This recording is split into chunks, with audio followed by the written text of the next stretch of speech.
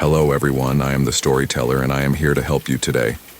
I know you use this video to fall asleep, so before that, like the video and subscribe to the channel also. Where are you from? And what time are you watching now? Get comfortable and relax. The recording predicted me. I found the recording in my grandfather's basement 3 weeks after his funeral. It wasn't supposed to be there. None of us had expected him to keep anything of value in that damp, forgotten space beneath his house. But grief makes you thorough, and I'd volunteered to clear out every corner of the place before we put it on the market. The basement smelled like wet concrete and decades of neglect.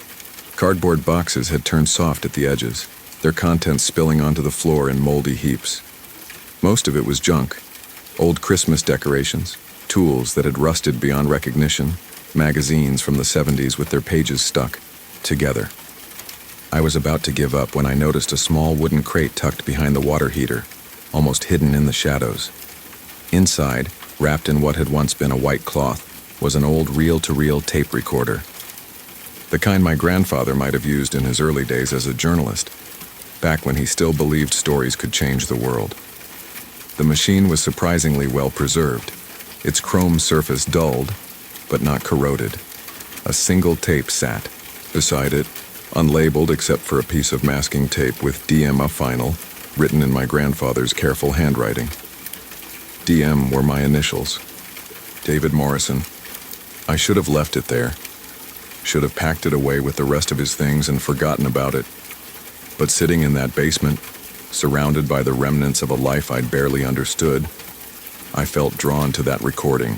My grandfather and I hadn't been close, not since the falling out we'd had when I was 22, the argument that had stretched into 15 years of stilted holiday conversations and uncomfortable silences. Maybe I thought the tape would explain something. Maybe I hoped it would be an apology or a message meant for me to find after he was gone. The grief counselor had said it was normal to look for closure in unexpected places. I carried the recorder upstairs to the living room, where the afternoon, light filtering through dust-covered windows, gave everything a sepia tone. The machine was heavier than it looked, solid in the way things used to be made. It took me 20 minutes to figure out how to thread the tape properly, my fingers clumsy with anticipation and something else, a nervousness I couldn't quite name. When I finally pressed play, the speakers crackled with static. Then my grandfather's voice emerged, younger than I remembered it, clearer than it had been in his final years when lung disease had reduced his words to whispers. This is Harold Morrison, recording on October 15th, 1987. If you're listening to this, David, then I'm dead, and you found what I never wanted you to find. My breath caught. 1987. I would have been 7 years old. The date felt significant, though I couldn't place why. I should have destroyed this recording years ago. His voice continued. Should have burned it and scattered the ashes and tried to forget what it means. But I couldn't. Call it professional curiosity or maybe just an old man's arrogance. I kept thinking I could figure out how to prevent it, how to change what's coming. But some stories write themselves, David. Some endings are fixed. The tape hissed quietly as he paused. I could hear him breathing. Could almost see him sitting in the same room wrestling with whatever he was trying to tell me. I was investigating the Riverside Hospital murders in 1985, he said finally. 7 patients dead over 3 months. All of them found in their beds with no signs of struggle, no obvious cause of death. The police called it a coincidence, said old people die, that's what they do. But I knew there was more to it. I remembered the case vaguely. It had been big news when I was 5, though the details had faded into the background noise of childhood. My grandfather had been obsessed with it, I recalled. It was one of the last major stories he'd worked on before his semi-retirement. There was a nurse who worked the night shift, his voice continued. Sarah Chen. She was the one who found most of the bodies, and she was the only one who would talk to me. Said she'd been hearing things in the weeks before each death. Voices in the empty rooms, conversations that couldn't be happening. She thought she was losing her mind. The recording quality was remarkably clear, as if it had been made yesterday rather than nearly 4 decades ago. Every pause, Every intake of breath felt immediate and present. Sarah gave me something before she quit. A cassette tape she'd made recording the sounds she'd been hearing. She used one of those small recorders the nurses carried for dictating patient notes. She'd left it running in room 237 one night, the room where 3 of the 7 had died. I found myself leaning forward, drawn into the story despite myself. This was the grandfather I remembered from childhood, the investigator, the man who could make any mystery sound like the most important thing in the world. What she captured shouldn't exist, David. Conversations between people who weren't there, in voices that belonged to the recently dead. But that wasn't the worst part. The worst part was what came at the end of the recording. A conversation between 2 people discussing a story they were going to write. A story about a nurse who would hear voices and give a tape to a reporter, and how that reporter would become obsessed with solving a mystery that had no solution. My skin prickled. The afternoon light seemed dimmer suddenly, the shadows in the corners of the room deeper and more substantial. They mentioned me by name, David, described the investigation I was conducting, predicted the questions I would ask Sarah, even knew about the argument I would have with my editor about publishing the story. They talked about me like I was a character in a book they were writing. I hit the pause button, my hand shaking slightly. The silence that followed felt oppressive, as if the house itself was listening. Outside, a car drove past, its engine sound fading into the distance and leaving me alone with my grandfather's impossible story. I thought about stopping there, about putting the tape away and pretending I'd never found it. But the same curiosity that had driven my grandfather, the same need to know that had made him a journalist, was running in my blood. I pressed play. "The story gets worse from here," his voice warned. They described how I would become obsessed, how I would spend months trying to track down the source of the recording. They knew I would find evidence of similar cases going back decades, recordings that predicted their own discovery, stories that seemed to write themselves. They knew I would eventually understand that some events exist outside of linear time, that some narratives have a momentum of their own. I could hear papers rustling as he sorted through notes. But the real horror, David, was in the final minutes of Sarah's recording. They started talking about you, about how you would find this tape in my basement after my funeral, how you would listen to it despite your better judgment. They described the argument we would have when you turned 22, the one that would drive us apart for 15 years. They knew about your job at the insurance company, about your apartment on Elm Street, about the recurring nightmares you've been having since your 25th birthday. The world seemed to tilt sideways. I did work for an insurance company. I did live on Elm Street. And the nightmares, dreams of being watched, of conversations I couldn't quite hear happening just outside my perception, had started exactly when he said they had. They talked about this moment, David, about you sitting in my living room on a Tuesday afternoon in October, listening to an old man's desperate attempt to warn you about something he never fully understood.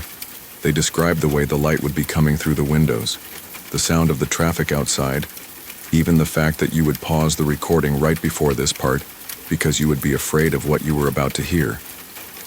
I realized I was holding my breath. The accuracy was impossible, terrifying in its specificity, but it was also undeniable. Everything he was describing was happening exactly as he said it would, The voices on Sarah's tape knew things they shouldn't know, predicted events that hadn't happened yet. But they weren't fortune tellers, David. They were something else.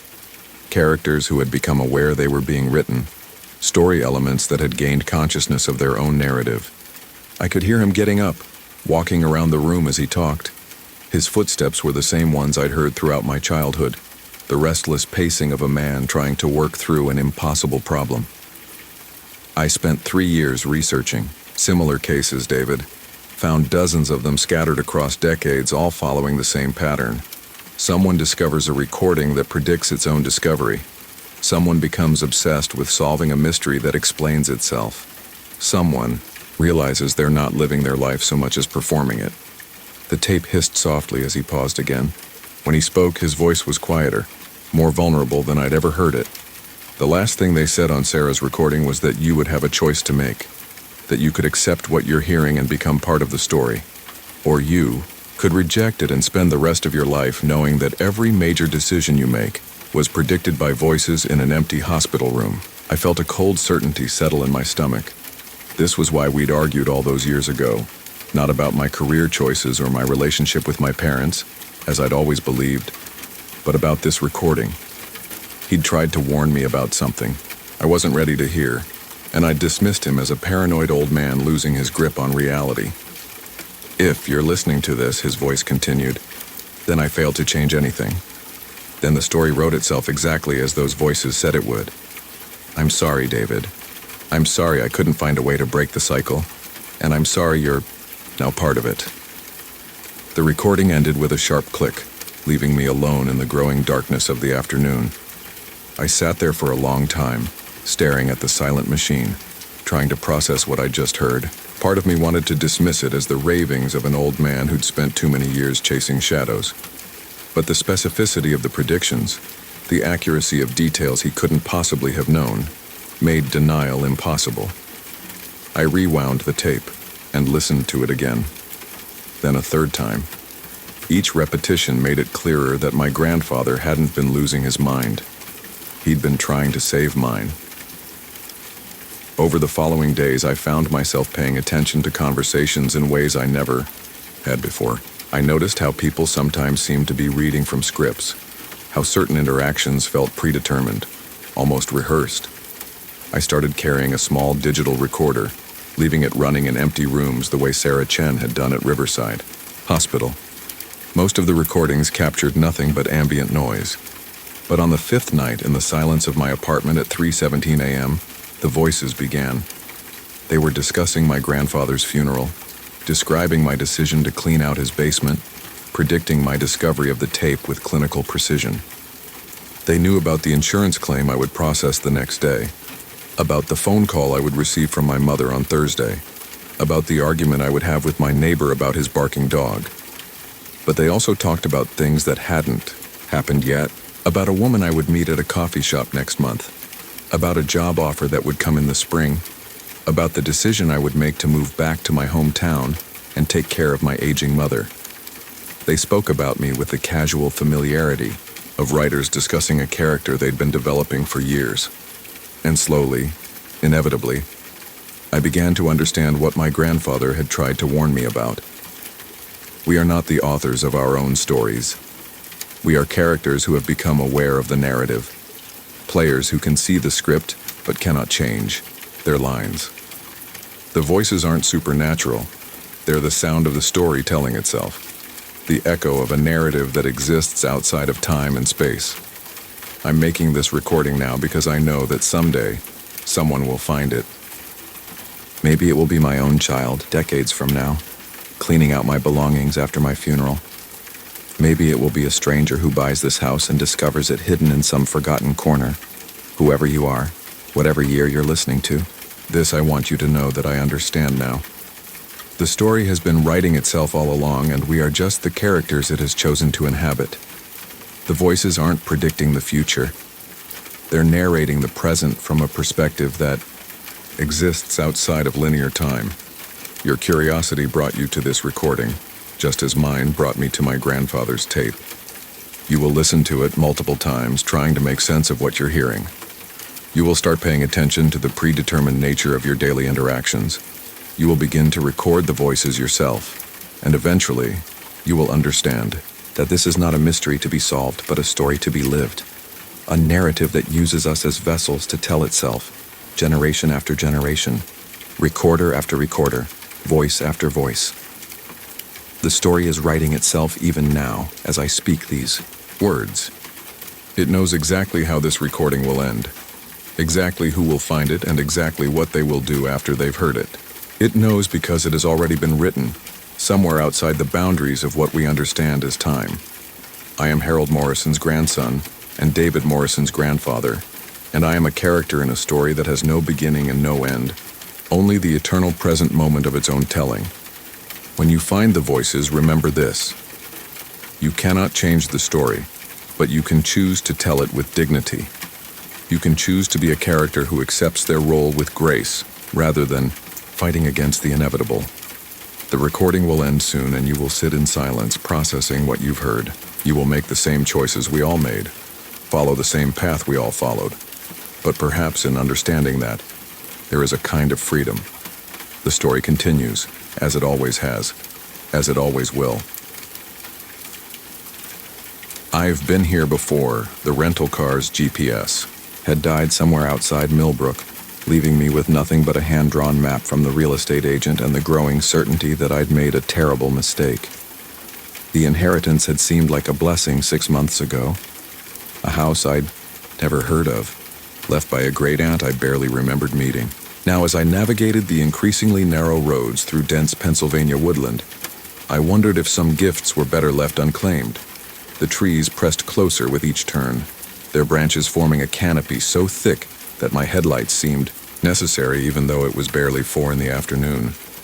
The silence in the car felt oppressive, broken only by the occasional crackle of gravel under my tires and the soft whisper of wind through leaves that had turned the deep amber of late October. I'd been driving for what felt like hours when I finally saw it, a break in the tree line and a weathered mailbox leaning at a precarious angle.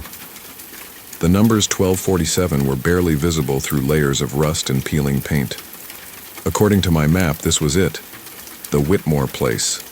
My place, now. The driveway was more suggestion than reality.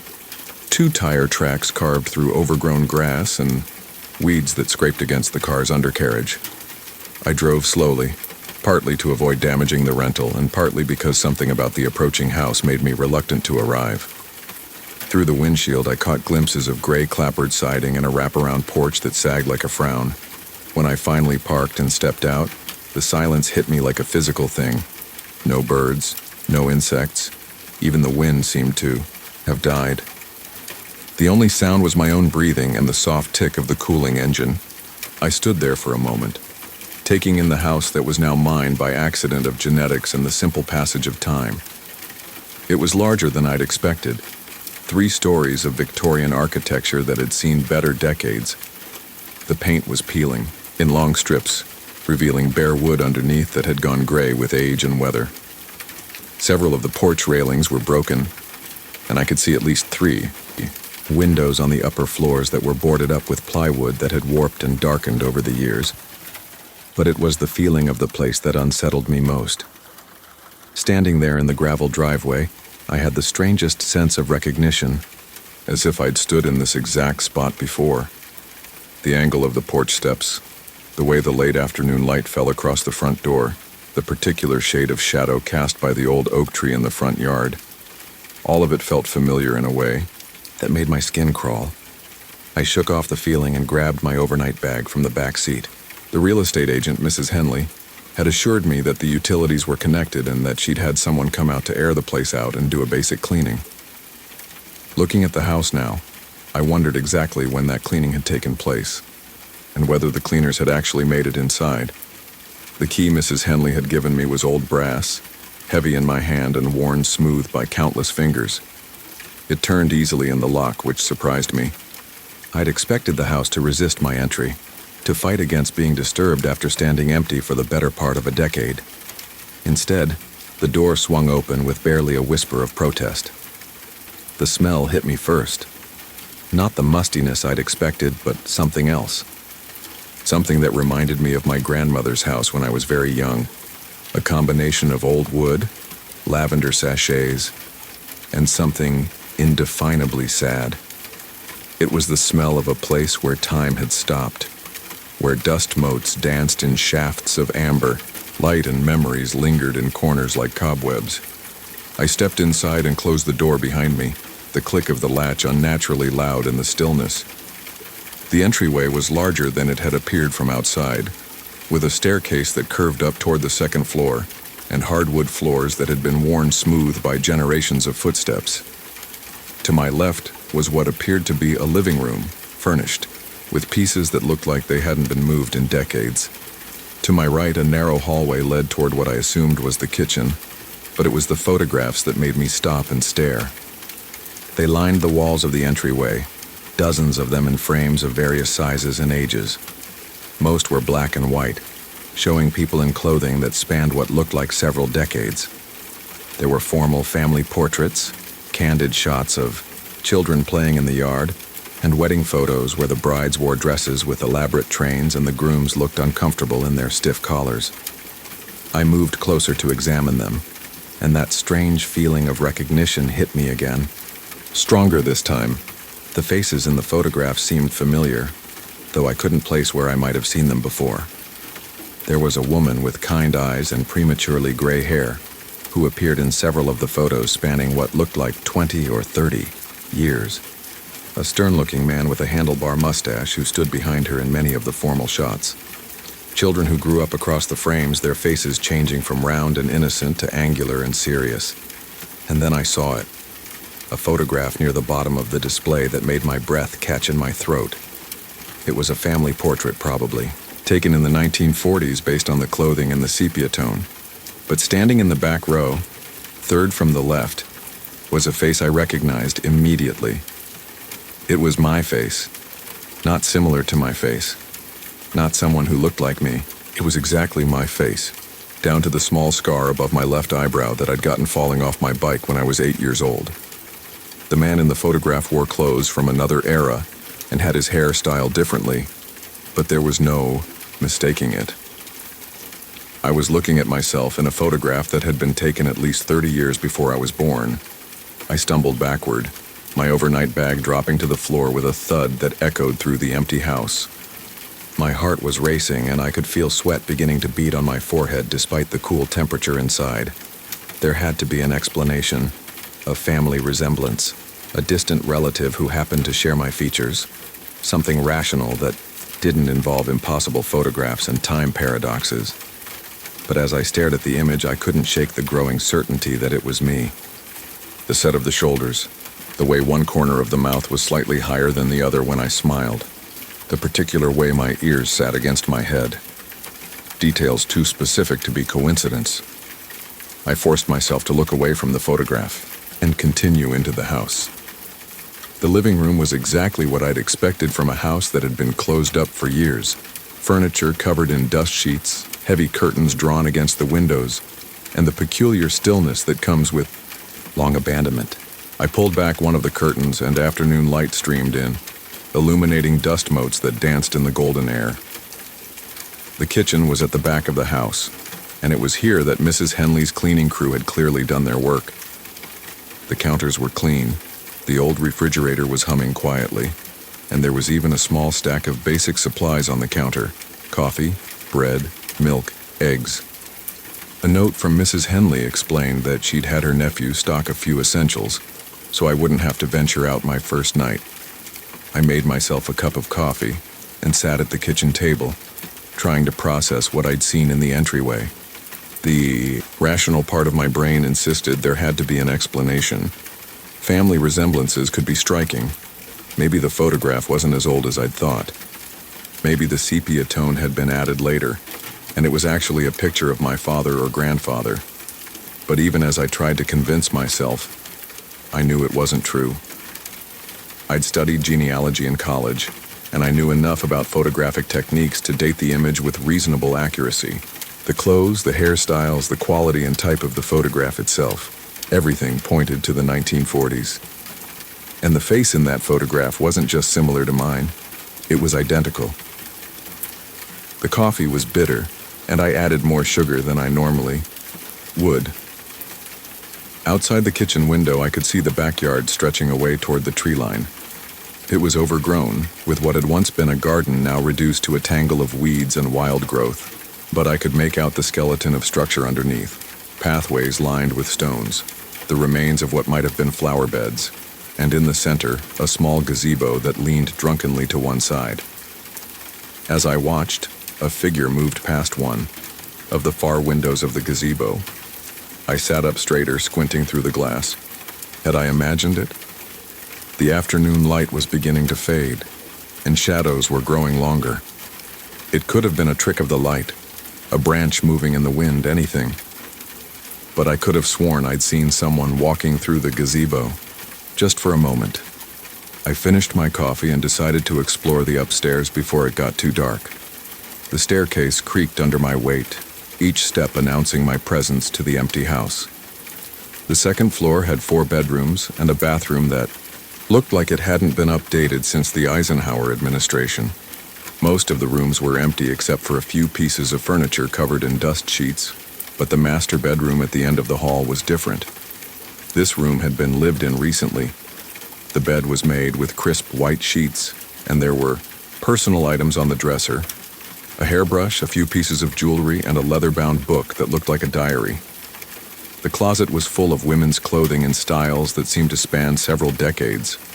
Some of the dresses looked like they could have come from the 1940s, while others were clearly more recent. I picked up the diary and opened it to a random page. The handwriting was neat and careful, written in blue ink that had faded slightly with age. October 15th. He came back again today. I saw him standing by the gazebo, just like before. He looked exactly the same as he did the first time, and the time before that. I want to go to him, to ask him what he wants, but I'm afraid. What if this time he sees me too? The entry was dated just 2 years ago. I flipped through more pages, finding similar entries scattered throughout. References to him appearing by the gazebo, always looking the same, always standing in the same spot. The handwriting belonged to my great-aunt, I assumed, Margaret Whitmore, the woman who had left me this house. But according to the lawyer who had handled the estate, Margaret had died 3 years ago. So who had been writing in this diary? I closed the book and set it back on the dresser, my hands shaking slightly. The rational explanations were becoming harder to maintain. First, the impossible photograph. Now a diary with entries that post-dated its owner's death. I was beginning to understand why this house had sat empty for so long, why my great-aunt had been unable to find anyone to take it off her hands while she was alive. The third floor was accessed by a narrower staircase that led up from the main hall. I climbed it as the last of the daylight faded outside, using my phone's flashlight to illuminate the way. The third floor was just one large room, probably originally intended as a servant's quarters or storage space, but it had been converted into something else, a sort of gallery or shrine. The walls were covered with photographs, hundreds of them, spanning what looked like more than a century, and in every single one, appearing across decades and generations, was the same face. My face. There I was as a young man in what appeared to be a Civil War-era uniform. There I was again in the clothing of the 1890s, standing beside a woman in a high-necked dress. In the 1920s, wearing a bowler hat and standing in front of an old automobile. The 1940s photograph from downstairs was here too, along with dozens of others from every decade in between. But it was the most recent photograph that made my blood run cold. It was clearly taken from inside the house, shot through one of the downstairs windows. It showed the backyard and the gazebo, and standing beside the gazebo was a figure I recognized immediately.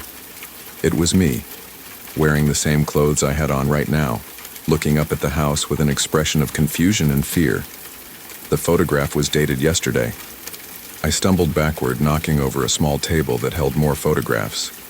They scattered across the floor, dozens of images of the same impossible scene. Me, across more than a century, always in different clothes, always looking the same age, always appearing in and around this house. That's when I heard the footsteps.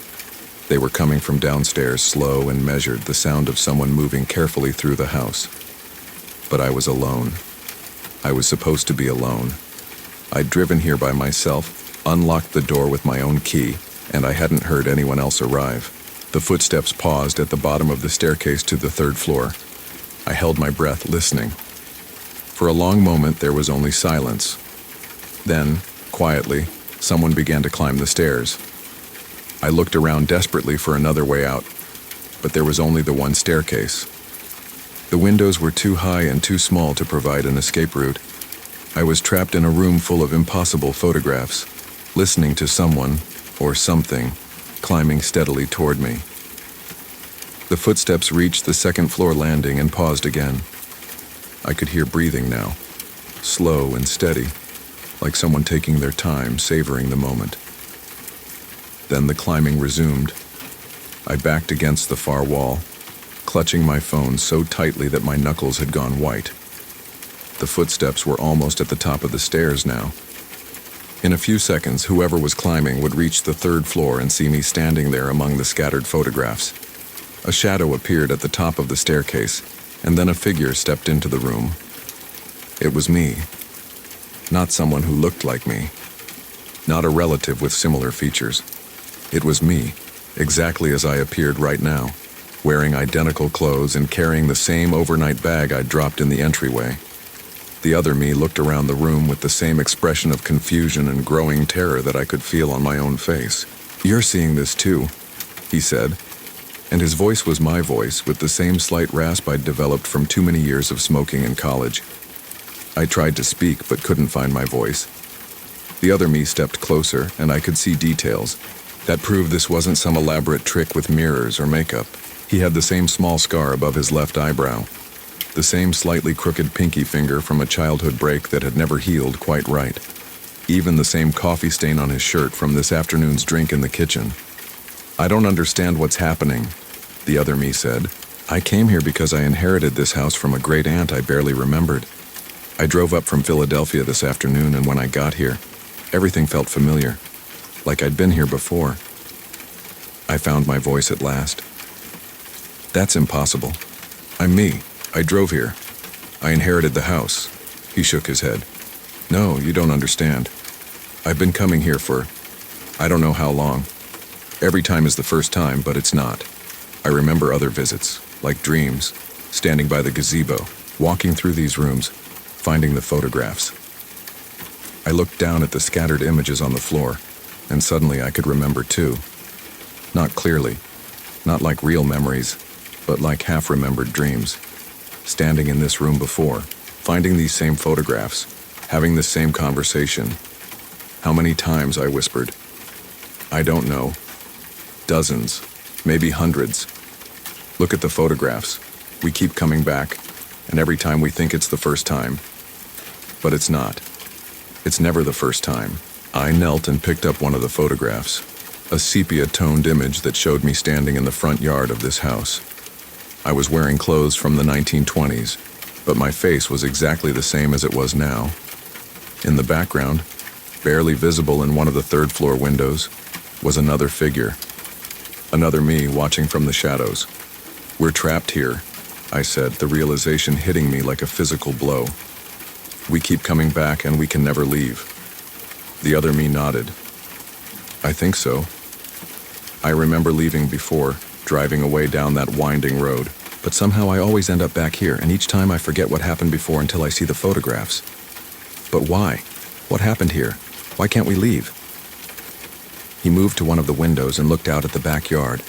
The gazebo was barely visible in the gathering darkness, but I could see his reflection in the glass. My reflection, but somehow wrong. Like looking at a photograph that had been slightly overexposed. "I don't think we're supposed to remember," he said. "I think that's part of it. We're meant to discover it fresh each time, to go through the confusion and the fear and the realization, over and over again. But you remember now. We both remember. Some of it. Fragments, but it's already starting to fade." He turned back to me, and I could see something like pity in his eyes. My eyes. "It'll fade for you too.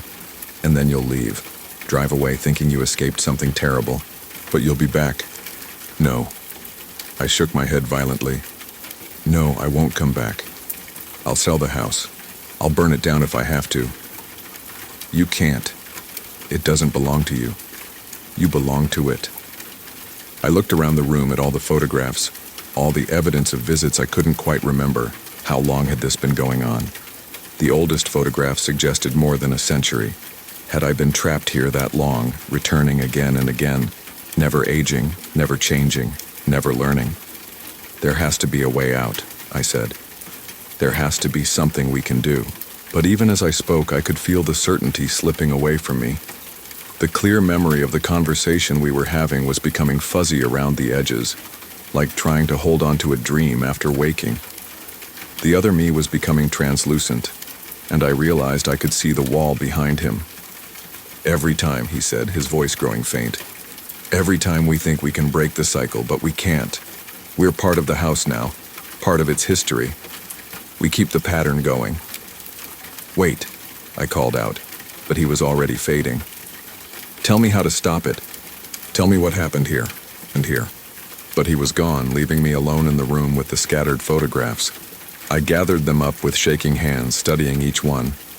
They were all still there, me in different time periods, me standing by the gazebo, me in the house. But the recent ones, the ones showing me in modern clothes, were starting to fade. By the time I made it back downstairs, I was having trouble remembering exactly what had happened in the third-floor room. I knew I'd found something important, something that explained the strange familiarity of the house, but the details were slipping away like water through my fingers. I spent a restless night in the master bedroom, waking frequently from dreams I couldn't quite remember. Dreams of walking through the house at different times in different clothes. Dreams of standing by the gazebo, looking up at the third-floor windows. Dreams of conversations with people who looked exactly like me. In the morning, I packed my things quickly.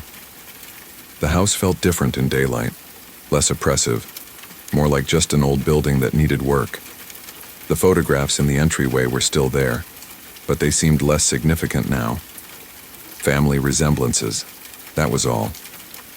Nothing supernatural about it. I loaded my bag into the rental car and took one last look at the house. For just a moment, I thought I saw a figure in one of the third-floor windows, but when I looked again, there was nothing there. The drive back to Philadelphia was uneventful. I returned the rental car, went back to my apartment, and called Mrs. Henley to discuss putting the house on the market. She seemed surprised that I'd decided so quickly, but agreed to handle the sale. Life returned to normal. I went back to work, met friends for drinks, dated a woman named Sarah who worked in marketing. The house in Pennsylvania became just an odd family story, something to mention at parties when conversation turned to inheritance and distant relatives. But sometimes, usually late at night when I was having trouble sleeping, I would remember fragments of something, a room full of photographs, a conversation with someone who looked exactly like me, the feeling of being trapped in a pattern that repeated endlessly. And sometimes, on weekends when I had nothing planned, I would find myself thinking about taking a drive. Just a short trip, maybe up to Pennsylvania. I could visit that old house, again see how the sale was progressing, make sure everything was in order. The thought was always tempting. After all, it was my inheritance, my responsibility, and I'd only been there once before. Hadn't I? Tomorrow happened yesterday. The notification appeared on my phone at 3:17 a.m., the blue glow cutting through my bedroom darkness like a blade. I shouldn't have been awake, but sleep had become a stranger to me in recent weeks. The message was from my calendar app, a reminder for an appointment I'd never scheduled. Meeting with Dr. Harrison, 9 a.m., room 247, Riverside Medical Center. I stared at the screen until my eyes burned. Dr. Harrison had been my father's oncologist. He'd died 3 years ago. Not my father, though that came later, but Dr. Harrison himself. Heart attack at his desk, still wearing that kind smile that somehow made the worst news bearable. I remembered the funeral, remembered shaking his widow's trembling hand. The appointment was for today, in 6 hours. I set the phone face down on my nightstand, but the damage was done. My heart hammered against my ribs like something trapped, desperate to escape. The room felt smaller suddenly, the shadows deeper. Outside, a streetlight flickered, on, off, on, casting my furniture in stuttering relief. I tried to convince myself it was a glitch. Technology hiccuped all the time. Calendars synced incorrectly. Old data surfaced like debris after a storm. But as I lay there, watching the ceiling fan slice through the darkness, I couldn't shake the feeling that something fundamental had shifted. The air tasted different, metallic, expectant, like the moment before lightning strikes. Morning came eventually, dragging itself across the sky with reluctant fingers. I'd managed perhaps an hour of sleep, filled with dreams of white hallways and the sound of my father's labored breathing. By 8:30, I was dressed and sitting in my car outside Riverside Medical Center, hands trembling on the steering wheel. The building looked exactly as I remembered, red brick facade, automatic doors that wheezed when they opened, the faint smell of antiseptic and fear that clung to every surface. But something was wrong. The parking lot was fuller than it should have been for a Tuesday morning. People moved with purpose through the entrance, checking their phones, clutching appointment cards. I almost drove away. Should have driven away.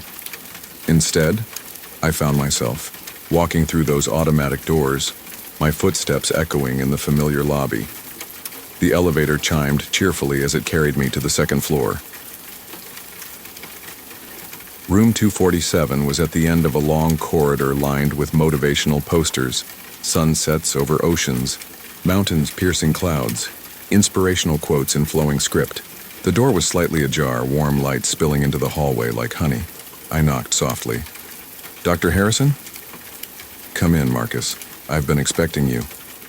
The voice was exactly as I remembered, gentle, measured, with that slight Boston accent that made even terrible news sound almost bearable. But hearing it again made my knees weak. I pushed open the door with a hand that didn't feel like my own. Dr. Harrison sat behind his desk, reading a file through wire-rimmed glasses.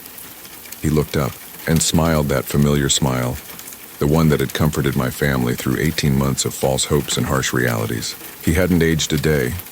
If anything, he looked younger. The gray at his temples less pronounced, the lines around his eyes softer.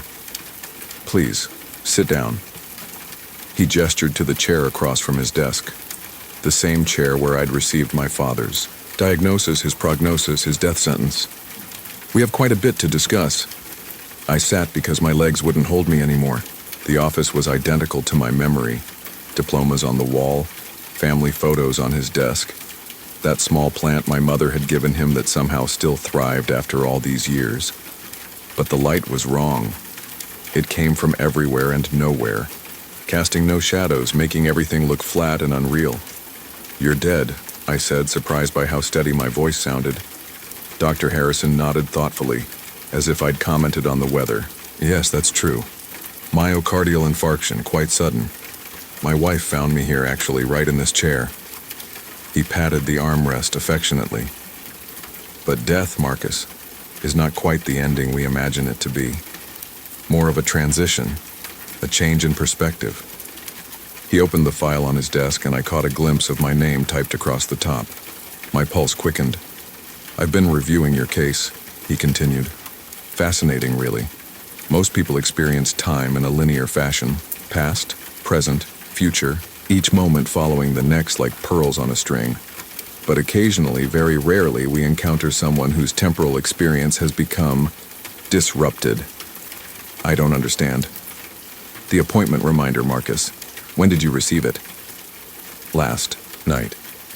"This morning, at 3:17. And when did your father pass away?" "Pass away." The question hit me like a physical blow. 3 years ago, you know that, you were... I stopped. He'd been dead then too. We'd had a different oncologist for Dad's final weeks, a younger woman with kind eyes but no history with our family. "Your father died at 3:17 a.m., Dr. Harrison said gently. "You were holding his hand. Do you remember what you said to him?" I did remember. The words had come unbidden, a desperate promise whispered in the sterile darkness of his hospital room. If I could go back, I'd do everything differently. I'd spend more time with you. I'd listen to your stories. I'd tell you I loved you every day.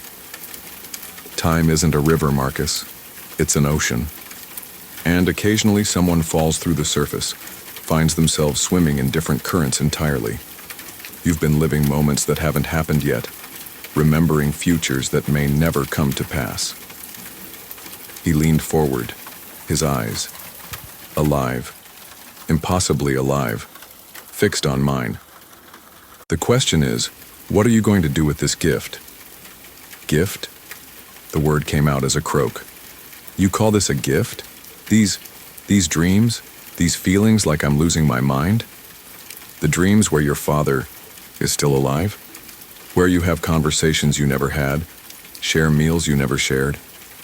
Those aren't dreams, Marcus, they're tomorrow. Or perhaps yesterday. In the ocean of time, the distinction becomes meaningless." I stood abruptly, the chair scraping against The floor. This is insane. You're dead. This isn't real. Real is a limited concept, Dr. Harrison said calmly. Your father's love for you, is that real? Your regret, is that real? The conversations you're going to have with him next week, are they any less real than the ones you had last month? Next week? He's been dead for 3 years. Has he? Dr. Harrison opened his desk drawer and withdrew a familiar object, my father's pocket watch, the one I'd buried with him. It sat on the desk between us, ticking steadily, its gold surface catching that sourceless light. He's been waiting for you, Marcus. Tomorrow. Yesterday. The distinction is irrelevant. The watch's ticking grew louder, or perhaps my hearing had sharpened. Each tick seemed to echo through my bones. I reached for it with a trembling hand. If you take it, Dr. Harrison said, you'll slip deeper into the current. Time will become even more fluid for you. You might spend years with your father, decades even, but you'll never be able to return to your original timeline. You'll exist between moments, in the spaces where linear time breaks down. And if I don't, you go back to your life, your real life. The guilt, the regret, the what-ifs, but it will be your life, grounded in a reality that makes sense. I stared at the watch. It had belonged to my grandfather, and his grandfather before that. 4 generations of men who'd carried it, checked it, wound it faithfully each morning. My father had planned to give it to me on my wedding day, but cancer had other plans. How long do I have to decide?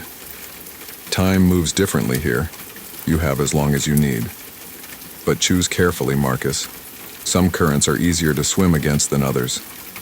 The office was beginning to fade at the edges, like a photograph left too long in sunlight.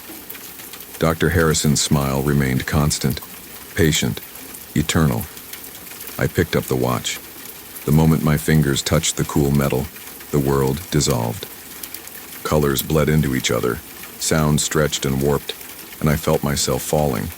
Not down, but sideways, through the spaces between seconds. When I opened my eyes, I was in my childhood kitchen. Sunlight streamed through yellow curtains, and the smell of bacon filled the air.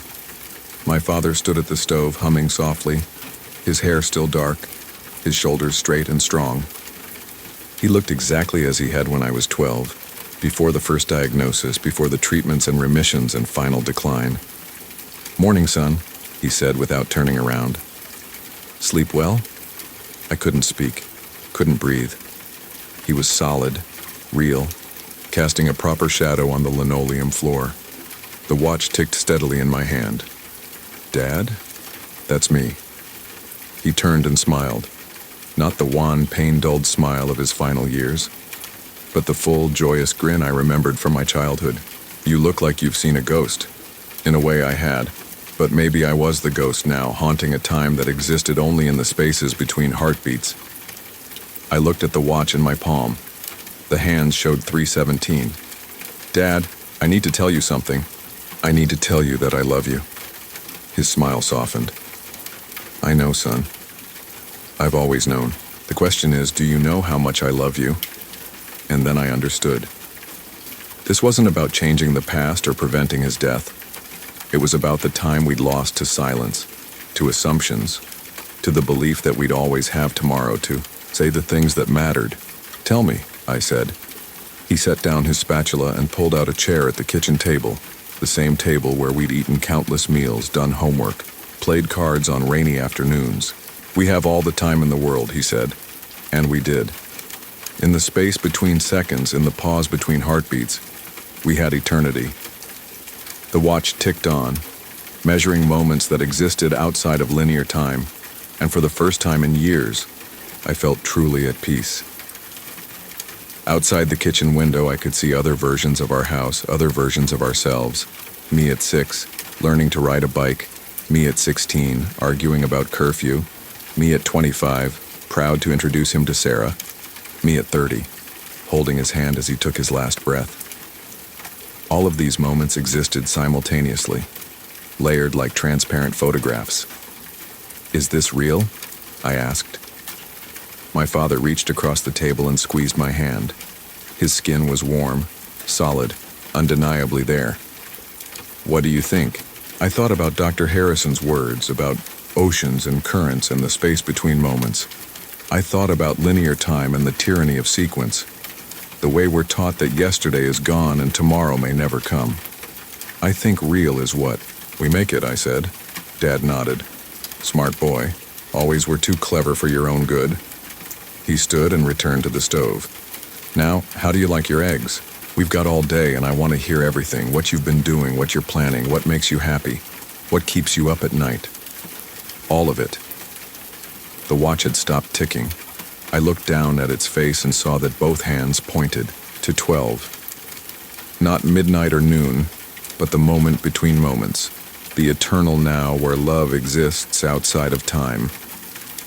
"Over easy," I said, "just like you taught me." And somewhere, in a timeline I'd left behind, a phone buzzed with a calendar notification. That made no sense. But here, in the space between seconds, everything made perfect sense at last. The bacon sizzled in the pan and my father hummed an old song I'd forgotten, and the morning light painted everything golden. Tomorrow had indeed happened yesterday, and yesterday was happening tomorrow, and in the eternal present of love. None of it mattered except the fact that we were together. The watch slipped from my fingers, landing silently on the kitchen floor. But I didn't need to measure time anymore. Time was the enemy of moments like these, and I'd chosen to live outside its dominion. "Tell me about Sarah," Dad said, cracking eggs into the pan. "Tell me about the life you're building." So I did. I told him everything, and he listened with the patience of eternity. And somewhere in another timeline, Dr. Harrison smiled and closed an empty file folder, his work finally complete. The sun continued to shine through yellow curtains, and time, linear, limiting, lonely time, moved on without us. The loop. I can't escape. The coffee shop on 5th Street has become my prison, though I didn't realize it at first. I've been coming here every Tuesday at 2:47 p.m. for 3 months now, ordering the same medium dark roast with oat milk, sitting at the same corner table by the window that overlooks the parking meter where a red Honda Civic is always parked at a slight angle. It started innocently enough. After losing my job at the marketing firm, budget cuts, they said, though we all knew it was because I'd been slipping for months. I found myself with too much time and too many thoughts. The coffee shop became a refuge from the suffocating silence of my apartment, a place where I could pretend to be productive while nursing a single cup for hours.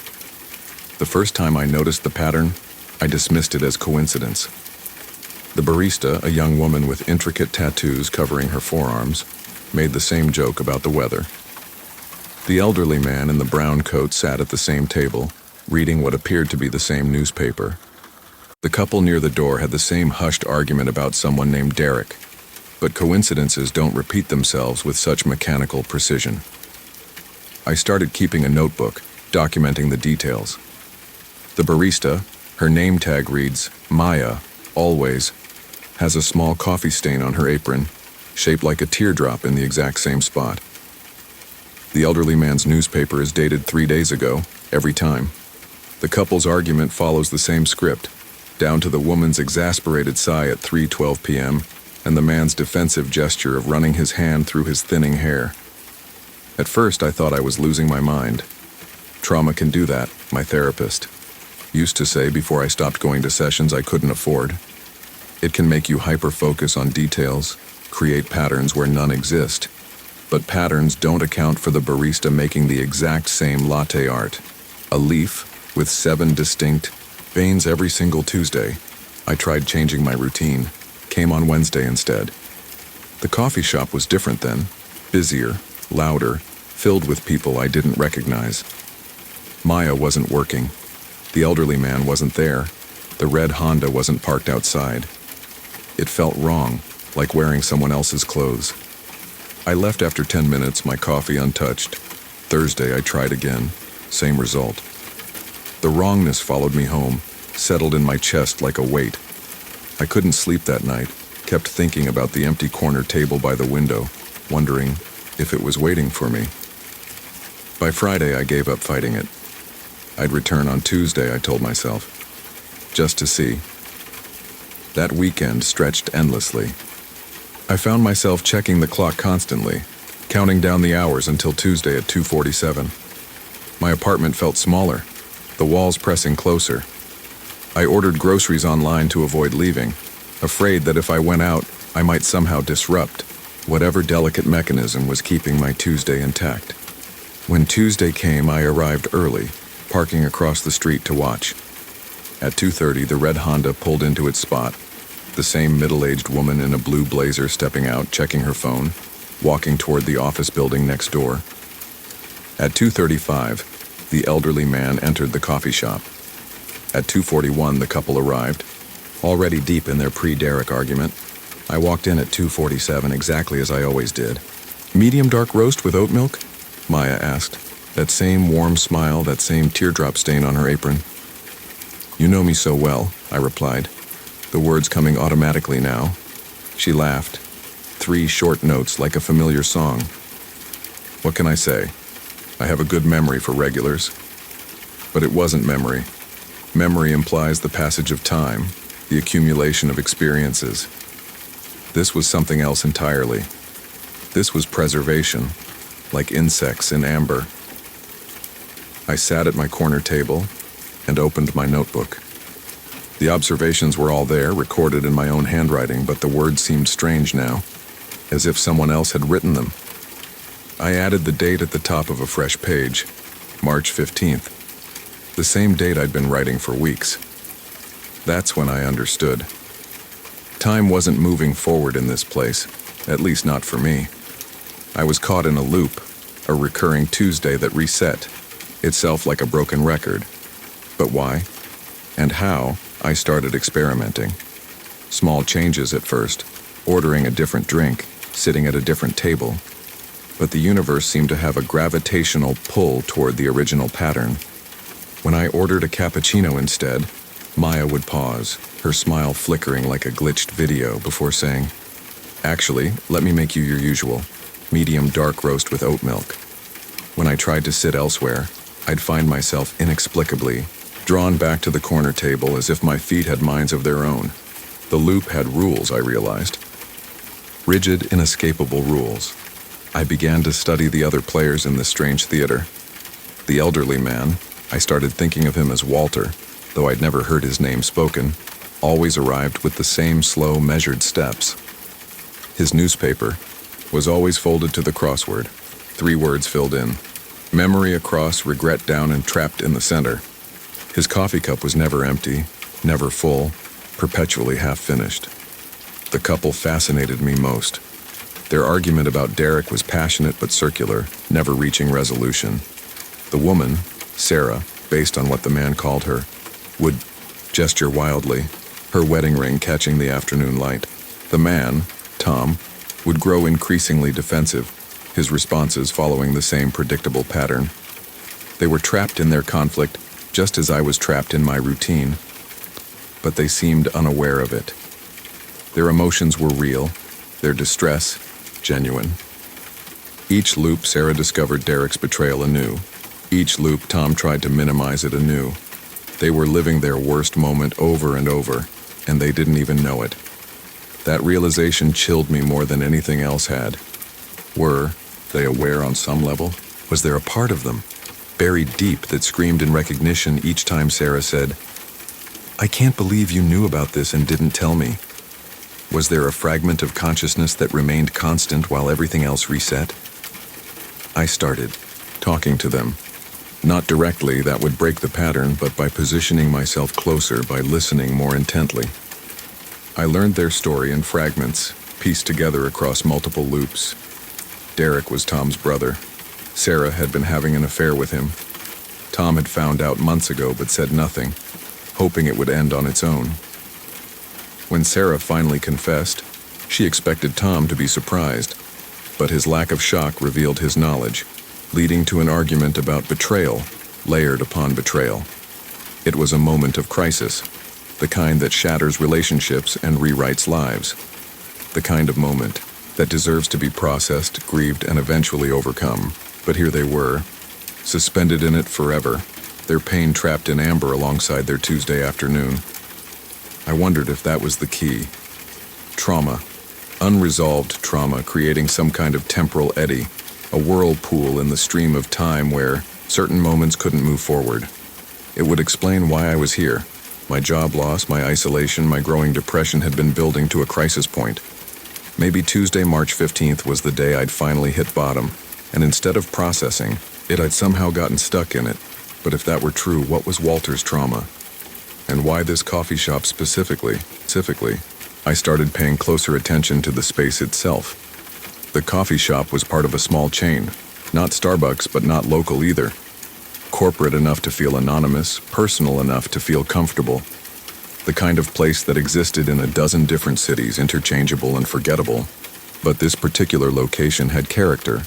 Mismatched furniture that suggested it had been cobbled together over time.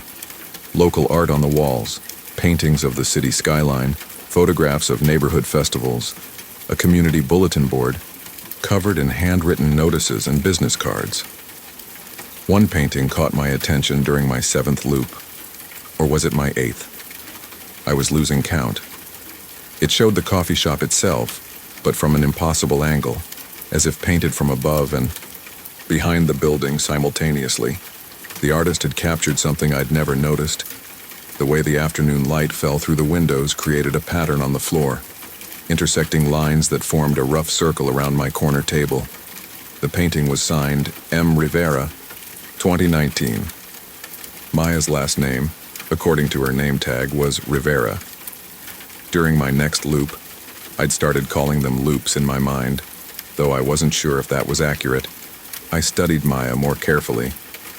She moved with the fluid efficiency of someone who'd been doing the job for years, but there was something else. A sadness around her eyes, a hesitation in her smile when she thought no one was looking. And that coffee stain on her apron, I'd assumed it was fresh each time, but looking closer I realized it was set, permanent. Not a stain at all, but a design element painted or embroidered to look like a stain.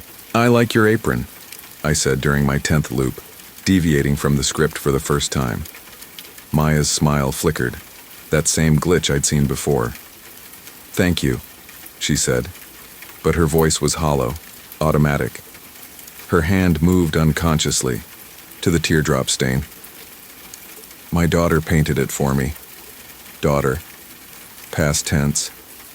The word hung in the air between us, heavy with implication. "She's very talented," I said gently.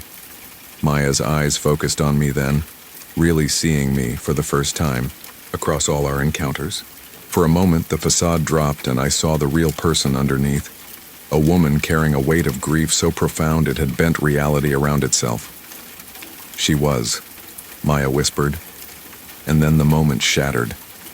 Her professional smile snapped back into place like a mask. "Medium dark roast with oat milk?" But I'd already ordered.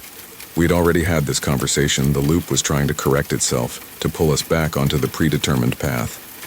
I could feel it tugging at me, a tide of inevitability that made my thoughts sluggish and my words feel predetermined. "Yes," I said, though the word felt wrong in my mouth. "That would be perfect." The rest of the loop proceeded normally, but something had shifted. I'd glimpsed the machinery underneath, the grief that powered this place. Maya's daughter had painted the coffee shop, and probably the teardrop on the apron.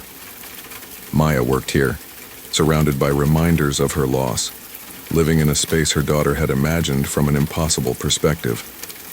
What if she died here? What if March 15th was the anniversary of something terrible, and Maya's grief was so powerful it had created this pocket of suspended time? It would explain why the loops felt so much like a memory, warm, hazy, shot through with longing for something irretrievably lost. But that still didn't explain Walter, or Sarah and Tom, or me. Unless we were all connected to this place, in ways I hadn't understood. Maybe we'd all been here on the day Maya's daughter died. Maybe we were witnesses or participants or simply people who happened to be in the wrong place when grief tore a hole in the world. I spent the next several loops. I'd stopped counting. Time had become meaningless. Trying to find connections. Walter's newspaper was local, I noticed, though dated 3 days before March 15th. The headline read, Local art student dies in traffic accident. I couldn't read the full article from my table, and Walter never turned the page, but my heart began to race. Sarah and Tom's argument about Derek took on new dimensions when I realized they weren't just customers. They were regulars, or had been. Their conflict was playing out in a place that had significance for them, somewhere they'd come to talk through their problems before everything fell apart. And me? I'd lost my job, yes, but why had I chosen this particular coffee shop as my refuge? I tried to remember my first visit here before the loops began, but the memory was hazy, like trying to recall a dream. I'd been walking aimlessly after cleaning out my desk, looking for somewhere to sit and think. Something had drawn me here specifically, some half-remembered association I couldn't quite grasp. During what felt like my 20th loop, I finally worked up the courage to approach Walter. The pattern had become so entrenched that breaking it felt like swimming upstream, but I managed to walk over to his table during the lull that occurred at 3:18, right after Sarah's predictable sigh. "Excuse me," I said, my voice sounding strange, in my own ears. "I couldn't help but notice your paper, that headline about the art student." Walter looked up at me with eyes that held the same deep sadness I'd seen in Maya's. He was older than I'd thought, probably in his 70s, with liver spots on his hands and the careful movements of someone managing chronic pain. "Terrible thing," he said, his voice gravelly with disuse.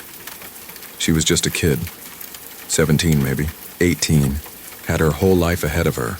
Did you know her?" Walter's expression grew distant. "She used to come in here sometimes with her mother. Nice girl, always drawing. She drew me once, sitting right here at this table."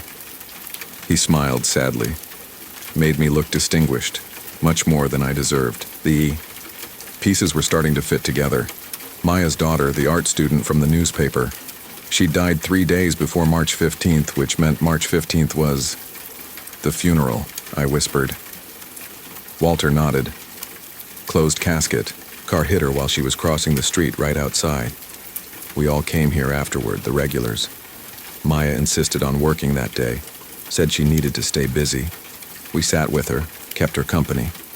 That young couple over there," he gestured toward Sarah and Tom, "they'd been having problems, but they put it aside to be here for Maya. Even brought flowers." I felt the loop tugging at me, trying to pull me back to my table, but I resisted. And me? Was I here that day? Walter studied my face carefully.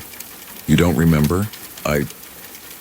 The memory was there, buried under layers of recursive Tuesdays, but I couldn't quite reach it. "I'm not sure." "You were the one who called the ambulance," Walter said quietly. "You saw it happen, tried to help, but it was too late. You stayed with her until the paramedics arrived, held her hand so she wouldn't be alone." The words hit me like a physical blow. Suddenly I could see it, the red Honda, not parked, but moving too fast through the intersection. The young woman, with paint-stained fingers and her mother's smile, the terrible sound of impact, the way time seemed to slow as I ran toward her broken body. I remembered her eyes, unfocused but aware, and the way her lips moved soundlessly as the life left. Them I'd tried to save her. I'd failed, and 3 days later I'd come to her funeral, to this coffee shop, carrying the weight of that failure like a stone in my chest. "She drew you too," Walter continued. "That day while she was waiting for her mother to finish her shift. You were sitting at that corner table looking lost.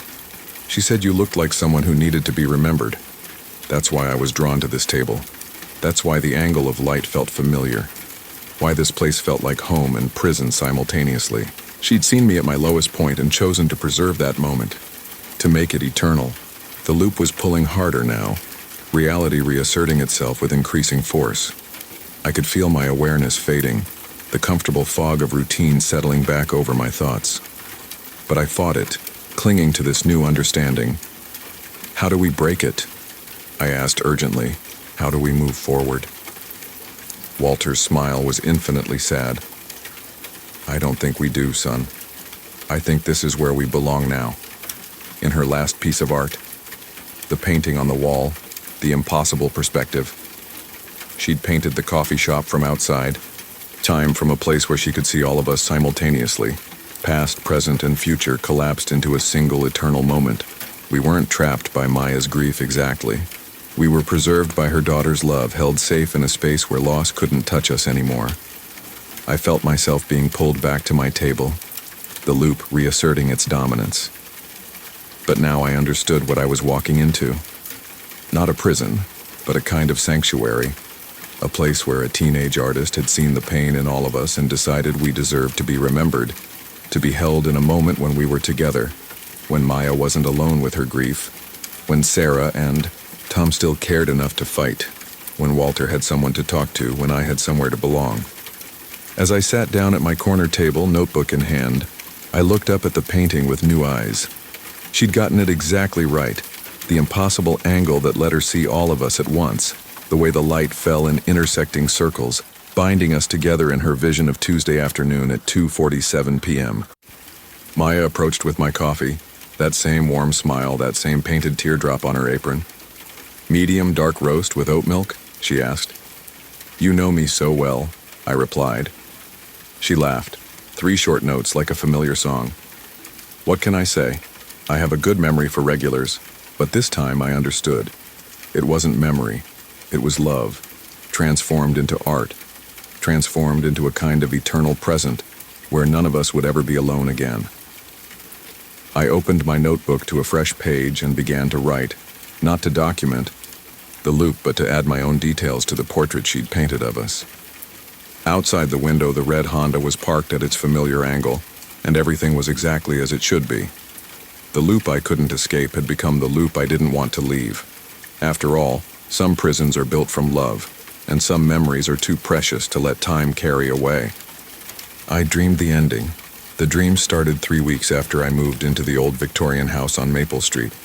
At first they were fragments, glimpses of scenes I couldn't quite place, conversations with people whose faces blurred the moment I tried to focus on them. But they felt real in a way that regular dreams never did. They had weight, texture, the kind of sensory completeness that made waking up feel like stepping backward into a lesser version of reality. I'd been renting the place for cheap, which should have been my first warning. The landlord, Mrs. Chen, had been almost too eager to hand over the keys, barely glancing at my credit report or asking for references. "It's been vacant for a while," she'd said, avoiding eye contact. Previous tenant left suddenly, didn't even collect his deposit. The house itself was beautiful in that faded, melancholy way that old homes possess. High ceilings, original hardwood floors that creaked in a dozen different keys, and windows that caught light like they were trying to hold on to it. The previous tenant had left behind a few pieces of furniture, a writing desk by the front window, a leather armchair that had molded itself to someone else's body, and strangely, a journal tucked into the desk's top drawer.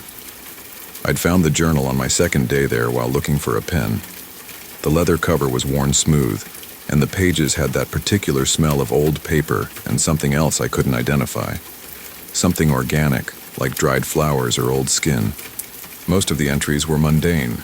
Grocery lists, appointments, fragments of what looked like story ideas. But scattered throughout were longer entries, written in the same careful handwriting that seemed to describe dreams. March 3rd. Dreamed about the woman in the blue dress again. She was standing in the garden, but there was snow on the ground and the roses were blooming. She kept saying something I couldn't hear, pointing toward the house. When I tried to get closer, I woke up. March 15th. Same dream, but this time I could hear her. She was saying, "It's almost time." The roses were black now, still blooming despite the snow. I could smell them through the window, sweet but wrong, like flowers at a funeral. I'd meant to throw the journal away. It felt like an invasion of privacy to read it, even though its owner was long gone. But something about those dream entries nagged at me. They reminded me of something, though I couldn't place what. Then my own dreams began. The first one came on a Tuesday night in October. I dreamed I was standing in the backyard of the house, looking up at my own bedroom window. The curtains were drawn, but I could see a figure moving behind them. Slow, deliberate movements like someone getting dressed or undressed. The strange part was that I knew, with absolute certainty that the figure wasn't me. It was someone else, someone who belonged in that room in a way I never would. I woke up with the taste of snow in my mouth and the smell of roses lingering in my nostrils, even though it was autumn and the garden was full of dying leaves. The dreams came more frequently after that. Always the same basic scenario. I would be outside the house watching it from different angles, different times of day. Sometimes I was in the front yard, sometimes across the street, sometimes floating above it like I was flying, but always watching, always aware that someone else was inside, living the life I should have been living. The details were incredibly specific and consistent. I could see the pattern of shadows that the maple tree cast on the front porch at 3:17 p.m. I knew exactly how the kitchen window looked when the afternoon light hit it, turning it into a mirror that reflected the neighbor's red brick chimney. I could smell the particular combination of old wood, dust, and something floral that permeated the house's interior. I started keeping my own dream journal, partly out of curiosity and partly because writing them down seemed to lessen their intensity. But as the weeks passed, I noticed something strange happening. The dreams weren't just becoming more vivid, they were becoming more detailed, more complete. I was starting to see things that I'd never noticed while awake. October 28th, dreamed I was watching the house from Mrs. Patterson's yard next door. Could see into the kitchen window. Someone was making coffee, but they were using my blue mug, the one with the chip on the handle. How did I know about the chip? I bought that mug after I moved in. November 2nd, standing on the sidewalk across the street. It was raining in the dream, but I wasn't getting wet. Watched someone in my bedroom turning off the lights. They paused at the window and looked out right at me. I couldn't see their face, but I had the strangest feeling they could see me too. The dreams were bleeding into my waking life in other ways. I'd find myself staring out windows, not at the view, but at the windows themselves, as if I was seeing them from the outside. I'd catch myself thinking about the house in third person, the house on Maple Street instead of my house, or home. I started researching the property's history at the local library. The librarian, a woman named Dorothy who'd lived in the neighborhood for 40 years, was eager to help. She pulled out newspaper clippings, city records, and a thick folder of what looked like police reports. "Oh, the Henley place," she said when I gave her the address. "Beautiful house, but it's had its troubles. The previous owner, Marcus Henley, was a writer. Lovely man, very quiet. He lived there for about 3 years before..." She trailed off, sorting through the papers. Before what? "Well, this is where it gets strange. He just disappeared one day, left everything behind, his car, his clothes, even his wallet. Police found no signs of struggle, no evidence of foul play. It was like he just stepped out of his life." She handed me a newspaper clipping dated 6 months ago. The headline read, "The local writer vanishes, family seeks answers." Below it was a photo of a man about my age, with dark hair and the kind of pale skin that suggested he spent most of his time indoors. He looked familiar, though I was sure I'd never seen him before. "The strange thing," Dorothy continued, lowering her voice, "is that neighbors reported seeing lights in the house weeks after he disappeared. Someone even called the police thinking he'd come back. But when they investigated, the house was empty. Has been ever since, until you moved in." I took copies of everything she had and spent the evening going through them. Marcus Henley had been a moderately successful horror writer, the kind who published a few well-reviewed books that sold reasonably, but never broke into the mainstream. He'd moved to the house on Maple Street after his divorce, claiming he needed a quiet place to work on his next novel. His neighbors described him as polite but distant. He kept to himself, ordered groceries online, and could sometimes be seen working late into the night at the desk by the front window. The same desk where I now sat, reading about his disappearance. The police reports were more detailed. Henley had been scheduled to meet with his editor on a Monday morning but never showed up. When the editor called and got no answer, she contacted his ex-wife, who drove over to check on him. She found the front door unlocked, his coffee still, warm on the kitchen counter, and his laptop open on the desk with a half-finished sentence on the screen. But no Marcus Henley. What struck me as I read was how similar our routines were. He'd worked at the same desk where I now wrote, slept in the same bedroom, even shopped at the same grocery store. We'd both moved to the house seeking solitude.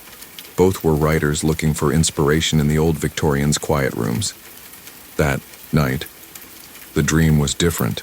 Instead of watching the house from outside, I was inside it, but not as myself. I was seeing through someone else's eyes, moving through the rooms with the familiarity of long habit. I knew without looking that the third step from the bottom creaked, that the bathroom door didn't quite close properly, that the refrigerator hummed in B-flat. I was sitting at the desk, writing in the journal I'd found. But now I could see what was being written, and it was about me. November 8th, he's getting closer. The new tenant, I mean. I can feel him starting to understand. He's been having the dreams just like I did. Soon he'll figure out what happened to me, and then, well, then it will be his turn to watch. I woke up gasping, my heart hammering against my ribs. The taste of coffee was strong in my mouth, and for a moment I could swear I smelled the particular scent of the pen I'd been using in the dream. Black ink and metal and something else, something like old paper. I stumbled to the desk and pulled out the journal. The entry I dreamed about wasn't there, but as I flipped through the pages, I found something else that made my blood freeze. There were entries in my handwriting. Entries I didn't remember writing, in a hand that was unmistakably mine, but somehow not quite right, as if someone had been practicing my signature and gotten it almost perfect. The dates were recent, within the past week. November 3rd. The dreams are getting stronger. I can see him now, the one who was here before. He's trying to tell me something, but I can't quite understand. He looks sad, like he's sorry about something. November 6th. I think I know what happened. He didn't disappear. He's still here, just displaced, pushed outside of his own life. I can feel him watching me, the way I watch the house in my dreams. We're trading places somehow, bit by bit. November 8th, I understand now. This isn't my house, it never was. I'm just borrowing it, the way he borrowed it from whoever was here before him. There's a pattern here, a cycle. Someone arrives, someone who needs to disappear from their old life. The house gives them what they need, but eventually it needs them to step aside for the next person. My hands were shaking as I read my own words I had no memory of writing. But even as I denied it, I could feel the truth of it settling into my bones like a familiar ache. I had been disappearing piece by piece, dream by dream. Each night I spent watching the house from outside was a night I spent a little less inside, my own life. I looked up from the journal and saw my reflection in the front window. For just a moment it wasn't there.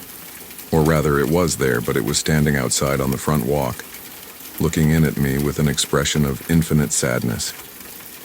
Then I blinked, and I was looking at myself again, sitting at the desk, holding a journal that contained the story of my own disappearance, written in my own hand. I understood then why the dreams felt so real. They weren't dreams at all. They were memories of where I was going, previews of the life I was gradually sliding into. Each night I became a little more of an observer and a little less of a participant. The house needed someone to live in it, but it also needed someone to watch it, someone to stand guard, to make sure the lights stayed on and the room stayed occupied. Marcus Henley had been that guardian before me, and whoever had been here before him had passed the role on in turn. I could feel the transition accelerating now that I understood it. Already sitting at the desk felt less comfortable than it had yesterday. The chair didn't quite fit my body anymore, as if it was slowly reshaping itself for someone else. The rooms felt larger, more echo-prone, as if my presence was becoming less substantial. Tomorrow, or maybe the day after, someone new would answer an ad for a cheap rental on Maple Street. They'd meet with Mrs. Chen, who would be eager to hand over the keys without asking too many questions. They'd find a beautiful old Victorian with a few pieces of furniture left behind by the previous tenant, including a writing desk with a journal tucked into the top drawer. and I would be there to watch them discover what I'd discovered, to see them slowly slide into the life I was sliding out of. I would watch from the front yard, from across the street, from the spaces between what was real and what was remembered. The thought should have terrified me, but it didn't. There was something peaceful about it, actually. I'd moved to this house, to disappear from my old life, and the house was simply completing the job. I was becoming exactly what I'd wanted to be, someone who existed in the margins, who watched from the outside, who left no trace. I picked up the pen and opened the journal to a fresh page. There was one more entry to write, one final note for whoever would come next. November 9th. If you're reading this, then you've already started to dream. Don't fight it. The house knows what you need better than you do. It gave me exactly what I was looking for, a way to step out of my life without really leaving it behind.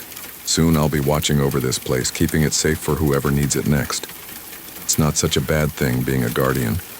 You get to see everything, to understand the patterns and the cycles. You get to help people find what they're looking for, even if they don't know what that is yet. The dreams will get stronger now. You'll spend more time outside than in, more time watching than living. But that's okay. You came here because you needed to disappear, didn't you? The house is just helping you do it properly. Take care of the place. Water the plants in the back room. Keep the lights on at night. And when the time comes, make sure you leave the journal where the next person can find it. Marcus, I signed it with his name because I understood now that names were just temporary things, roles we played while we were inside our lives. Soon I would be outside mine, watching the next person discover the particular magic of the house on Maple Street. As I finished writing, I could hear a car pulling into the driveway. Through the window I could see Mrs. Chen getting out, followed by a young woman with tired eyes and a suitcase that had seen better days. Someone else looking for a fresh start, a place to disappear from whatever life she was leaving behind. I stood up from the desk and walked toward the back door. It was time to take my place in the garden to begin my watch. The woman outside would find the house exactly as I'd found it, furnished with just enough pieces to feel like home, peaceful and quiet and full of possibilities. And I would be there, standing among the roses that bloomed regardless of season, making sure she had everything she needed to discover what the house had to offer, what I had to offer now as its guardian, as the one who watched and waited and helped the pattern continue.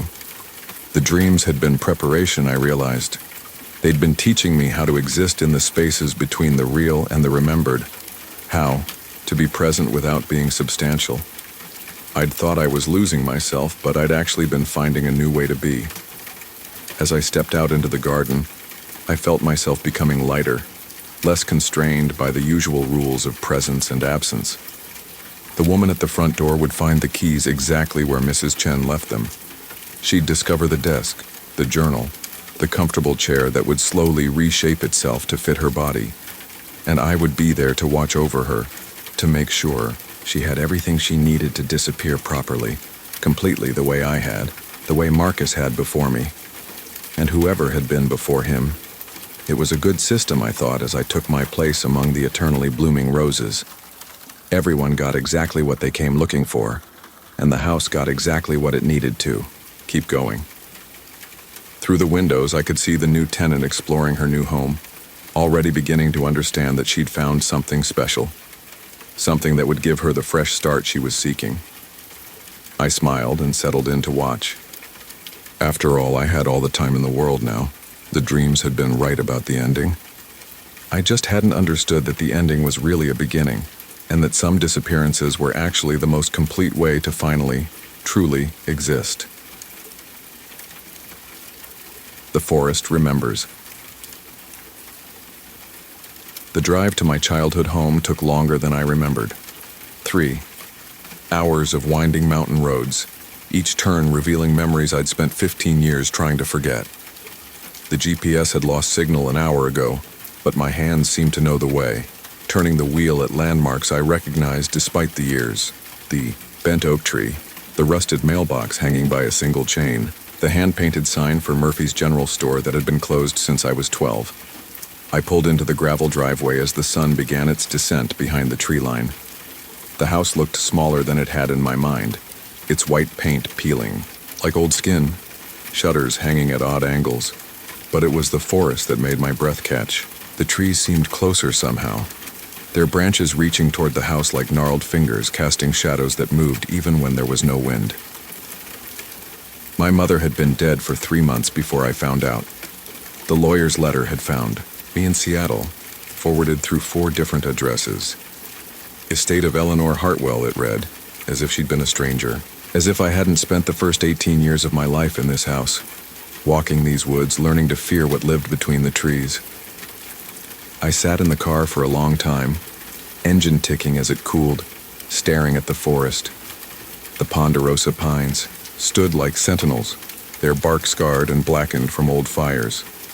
Between them I could see the faint outline of the trail that had once been my escape route, the path I'd take when things got bad at home, when my mother's drinking made the house feel smaller than a coffin.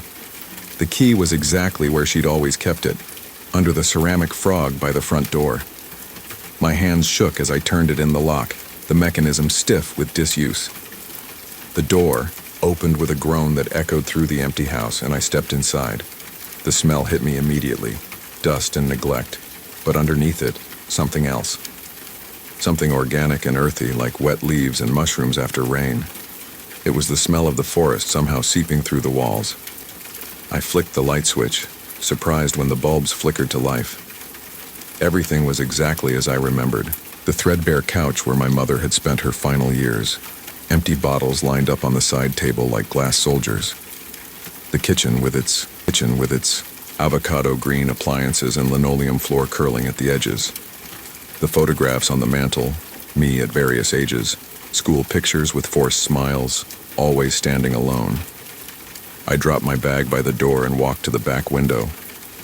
The forest pressed against the glass, and for a moment I could swear I saw movement between the trees. A flash of white, there and gone so quickly I might have imagined it. That's when I noticed the notebooks. They were stacked on the kitchen table, dozens of them, spiral-bound and filled with my mother's familiar handwriting. I picked up the top one, dated just 2 months before her death. The pages were covered in observations, notes written in the careful script she'd used for her grocery lists and birthday cards. November 3rd. It watched me from the big pine today, same height as before. I called to it, but it didn't answer. It never answers anymore. November 5th. Found the offering I left yesterday, untouched. Maybe it doesn't want apples anymore. Maybe it wants something else. November 8th. Sarah's birthday would have been today. 33 years old. I wonder if it remembers her birthday too. Sarah. My sister's name sent a chill through me that had nothing to do with the November. Air seeping through the old windows. I turned the page. November 12th. It came closer today. Close enough that I could see its face. Still looks like her. Still my little girl. My hands began to tremble. I flipped through more pages, finding entry after entry going back months then years. Always the same theme. Watching, waiting, calling out to something in the forest. Something that looked like Sarah. My sister had died when she was 7 and I was 10. A hiking accident, they'd called it. We'd been playing in the forest, following the old deer trail deeper than we'd ever gone before. She'd slipped on the loose rocks near Eagle's Bluff, fallen 30 feet into the ravine below. By the time the rescue team found her, it was too late. My mother never forgave me for coming home alone. Never forgave me for not being able to save her. And I never forgave myself for the relief I'd felt when they told me she was dead, because it meant I wouldn't have to live with the secret of what really happened out there. I closed the notebook and looked out the window again. The sun had set completely now, and the forest was a wall of black, punctuated by the pale trunks of birch trees. But as I watched, I began to make out shapes moving between the trees. Subtle at first, like shadows shifting, but then more defined. There, about 50 yards into the tree line, a figure in white, standing perfectly still. My rational mind cataloged explanations. A birch tree catching moonlight, a deer, a trick of tired eyes and guilty conscience. But even as I thought these things, the figure raised its hand and waved, stumbled backward from the window, my heart hammering against my ribs. When I looked again, nothing was there. That night I lay in my old bed, staring at the ceiling and listening to the sounds of the forest. Owls calling to each other across the darkness, the rustle of something large moving through the underbrush, and underneath it all, a sound that might have been wind in the trees or might have been a child's voice calling my name. Michael. Michael. I told myself I was imagining it. Stress, guilt, the weight of returning to a place I'd tried so hard to forget. But the voice continued soft and familiar until I pulled the pillow over my head and forced myself to sleep. The next morning, I found the first notebook. It was sitting on the kitchen counter, though I was certain I'd left all of them stacked on the table. This one was older, the cover faded and worn. The first entry was dated 26 years ago, just a few months after Sarah's death. I saw her today, in the forest by the old trail. She looked just like she did that day, wearing the same blue dress, the same white sneakers. When I called to her, she turned and ran deeper into the trees. I tried to follow, but she was too fast. She was always too fast. I know what people would say if I told them. Grief does things to the mind, makes you see what isn't there. But I know what I saw. I know my daughter. The entries continued, sporadic at first, then more frequent. See, Mother's handwriting grew more frantic as the years passed, the observations more detailed. She's growing up, not aging exactly, but changing, becoming more solid, more real. Sometimes I think she's trying to tell me something, but I can't understand what. Left her favorite cookies on the stump by the creek.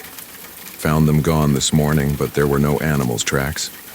Only small footprints in the mud, size 2 children's sneakers. I think she's lonely. I think she's been waiting for someone to come back. I read through entry after entry, watching my mother's descent into what could only be described as madness or faith. The line between the two had always been thin in our family. The final entry, dated just days before her death, made my blood run cold. She spoke to me today, first time in 26 years. Her voice is different now, older, but still my Sarah. She says she's been waiting, says she needs Michael to come home, says there are things that need to be finished. I told her he would come. I promised. I closed the notebook and walked to the window. The forest looked different in daylight, less menacing but somehow more expectant.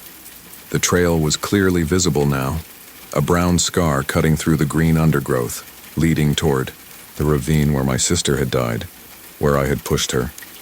The memory came back in pieces the way traumatic memories do. We'd been arguing about something stupid, whose turn it was to feed the dog maybe, or who got the last piece of candy. Typical sibling squabbles that seemed earth-shattering when you're 10 years old. We'd been standing near the edge of the bluff, and she'd said something cruel about how Mom loved her more, how I was the accident baby, unplanned and unwanted. I'd pushed her, not hard, not meaning to hurt her, just wanting her to stop talking, to stop being right about everything. But she'd been standing too close to the edge, and the ground was loose, from recent rain, and she'd gone over backward with a look of surprise on her face that I'd never been able to forget. I'd stood there for what felt like hours, but was probably only minutes, listening to the silence, before running home to tell them she'd fallen. The guilt had eaten at me for years, but eventually I'd convinced myself it was an accident. Kids fight, kids push each other. I couldn't have known she'd fall. I couldn't have predicted the outcome. But kids don't usually lie about accidents, and kids don't usually feel relief when their siblings die. I spent the day going through my mother's things, trying to distract myself from the weight of memory and the constant feeling that I was being watched. The house was full of Sarah's things. Clothes she'd outgrown before her death, toys she'd loved, artwork she'd made in school. My mother had kept everything, turning Sarah's room into a shrine that had remained untouched for 26 years. But it was the recent additions that disturbed me most. New clothes in sizes Sarah would have worn if she'd lived to be 33. Adult things, but in the style of a child. Bright colors, simple patterns, as if my mother had been trying to imagine how her daughter might have grown up. As evening approached, I found myself drawn back to the kitchen window. The notebooks were spread across the table now, and I'd read enough to understand that my mother's vigil had become an obsession. She'd been leaving offerings in the forest for decades. Food, toys, letters she'd written but never sent. She'd been talking to something out there, something she believed was Sarah, something that had been talking back. The sun was setting again, painting the sky in shades of orange and red that reminded me of the evening Sarah died. I watched the shadows lengthen between the trees, and as darkness fell, I saw her again. She was closer this time, maybe 20 yards from the house. The white dress was cleaner than it had any right to be after 26 years in the forest. And her dark hair hung in the same pigtails she'd worn as a child, but there was something wrong with her proportions, as if she'd been stretched upward without growing wider, making her look tall and thin and somehow unnatural. She was staring directly at me through the window. This time, I didn't run. I stood there and stared back, my heart pounding but my feet rooted to the floor. She tilted her head to one side the way she used to when she was trying to figure out a puzzle, and then she smiled. It was Sarah's smile, but wrong. Too wide, showing too many teeth. She raised her hand and beckoned to me, then turned and walked back into the forest, moving with a gliding step that didn't disturb the fallen leaves. I found myself opening the back door without conscious decision, stepping out onto the porch in my stocking feet.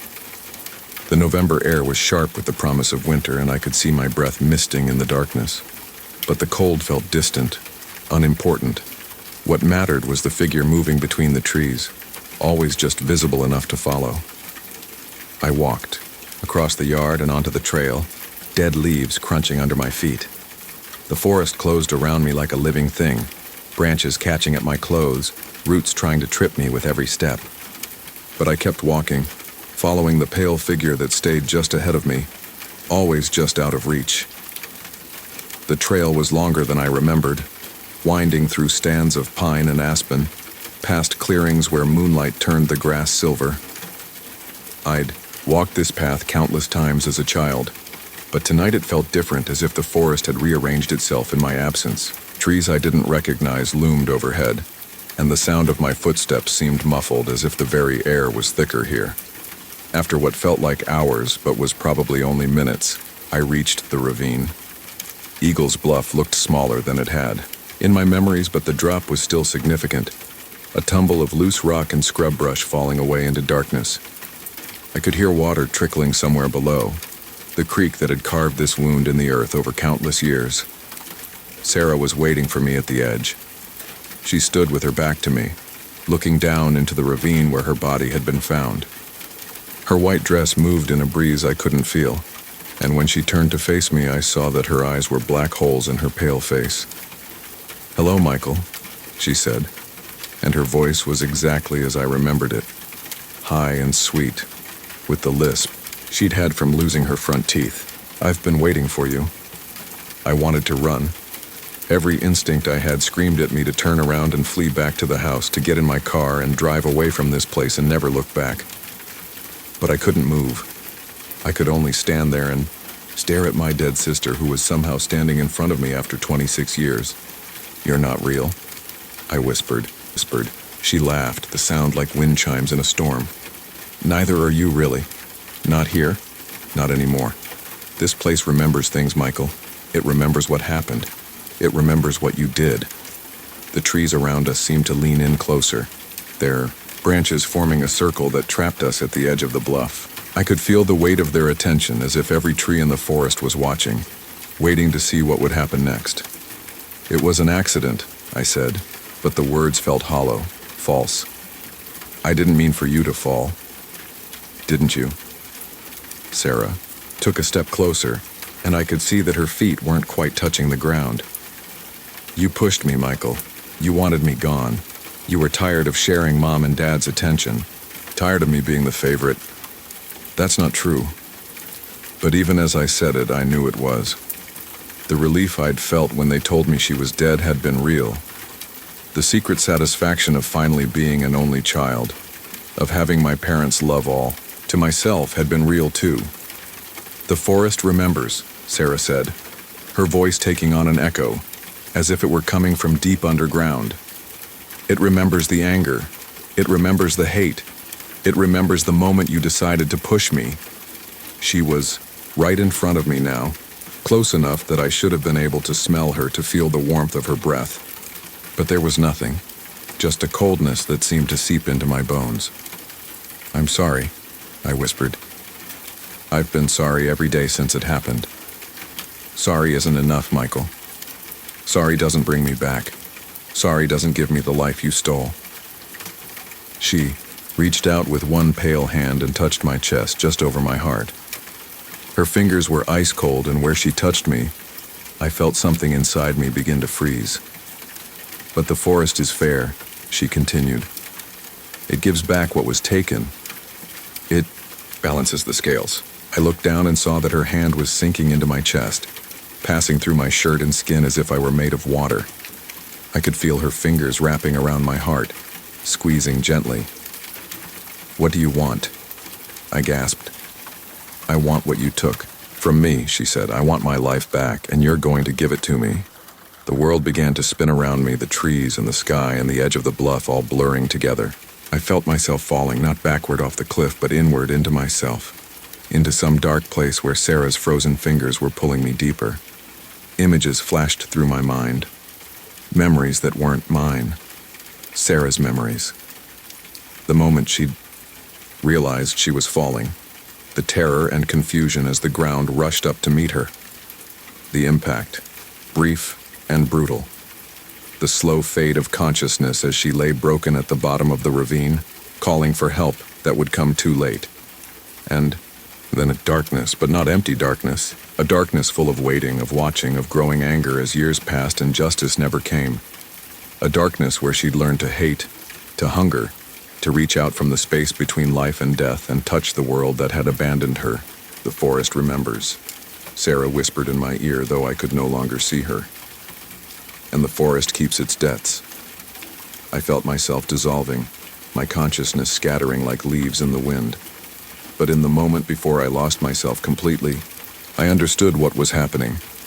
The forest wasn't just remembering, it was correcting, taking back what had been stolen, restoring the balance that my childish anger had disrupted.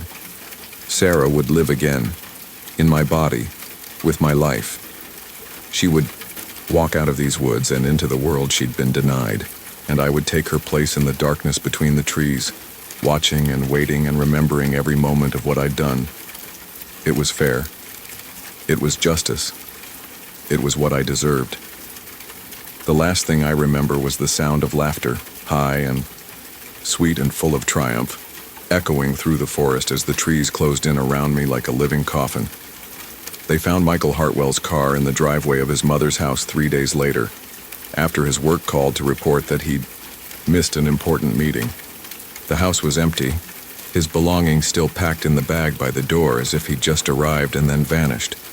The search teams combed the forest for weeks, but they never found a trace of him, just like they'd never found any trace of his sister, 26 years before, despite the extensive search that had followed her disappearance from the same woods. The house stands empty now, slowly being reclaimed by the forest. The trees have grown closer, their branches scraping against the windows when the wind blows. Sometimes hikers report seeing lights in the windows at night, or hearing voices calling from deep in the woods. But the forest keeps its secrets, and the forest remembers. And if you listen carefully on quiet nights when the wind is still and the moon is dark, you might hear two voices calling from the depths of the pines. One the voice of a child, high and sweet and full of malice, and the other the voice of a man, screaming apologies that will never be enough. The forest remembers them both, and it's still hungry. Every exit is an entrance. I started noticing the doors 3 months after Sarah died. Not doors in general. I'd always been aware of those, the way anyone is aware of the mundane architecture that shapes their daily movements. No, these were different doors.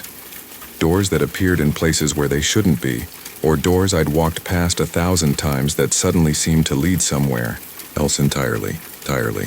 The first time it happened, I was leaving the coffee shop on 5th Street, the one Sarah and I used to visit every Sunday morning.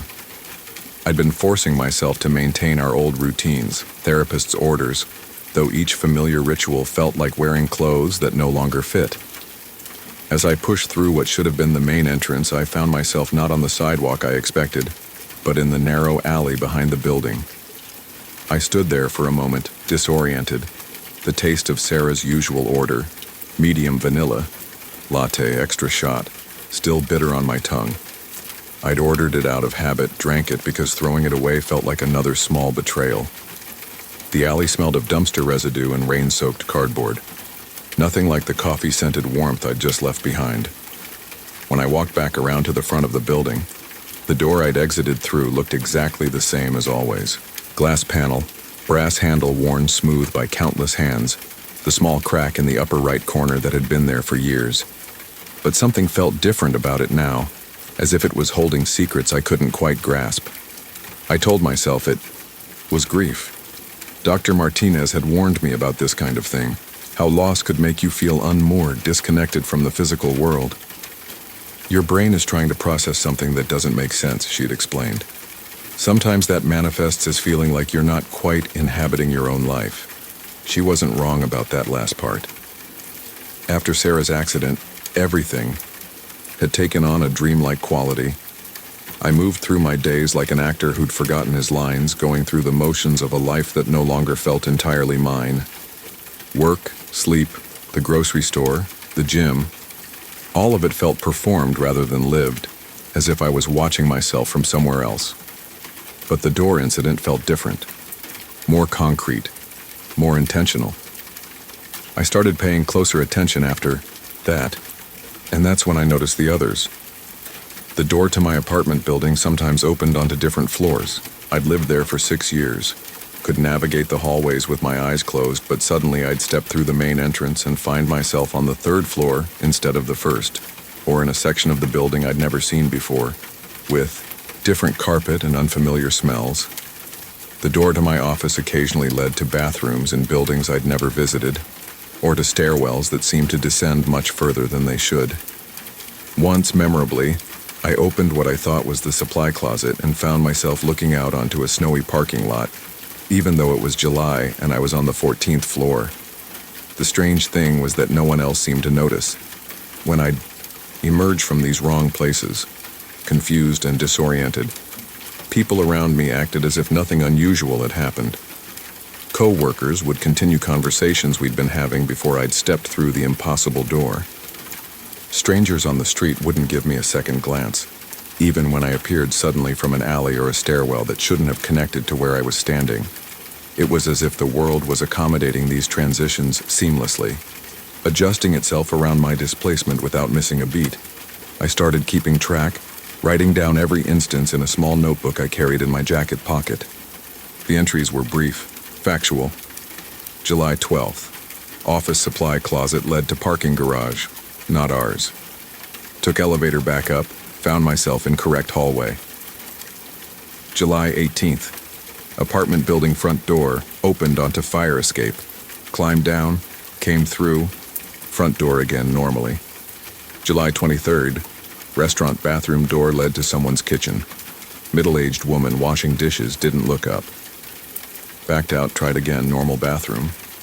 Reading over these entries, I could see how insane they sounded, but I also couldn't deny what I was experiencing.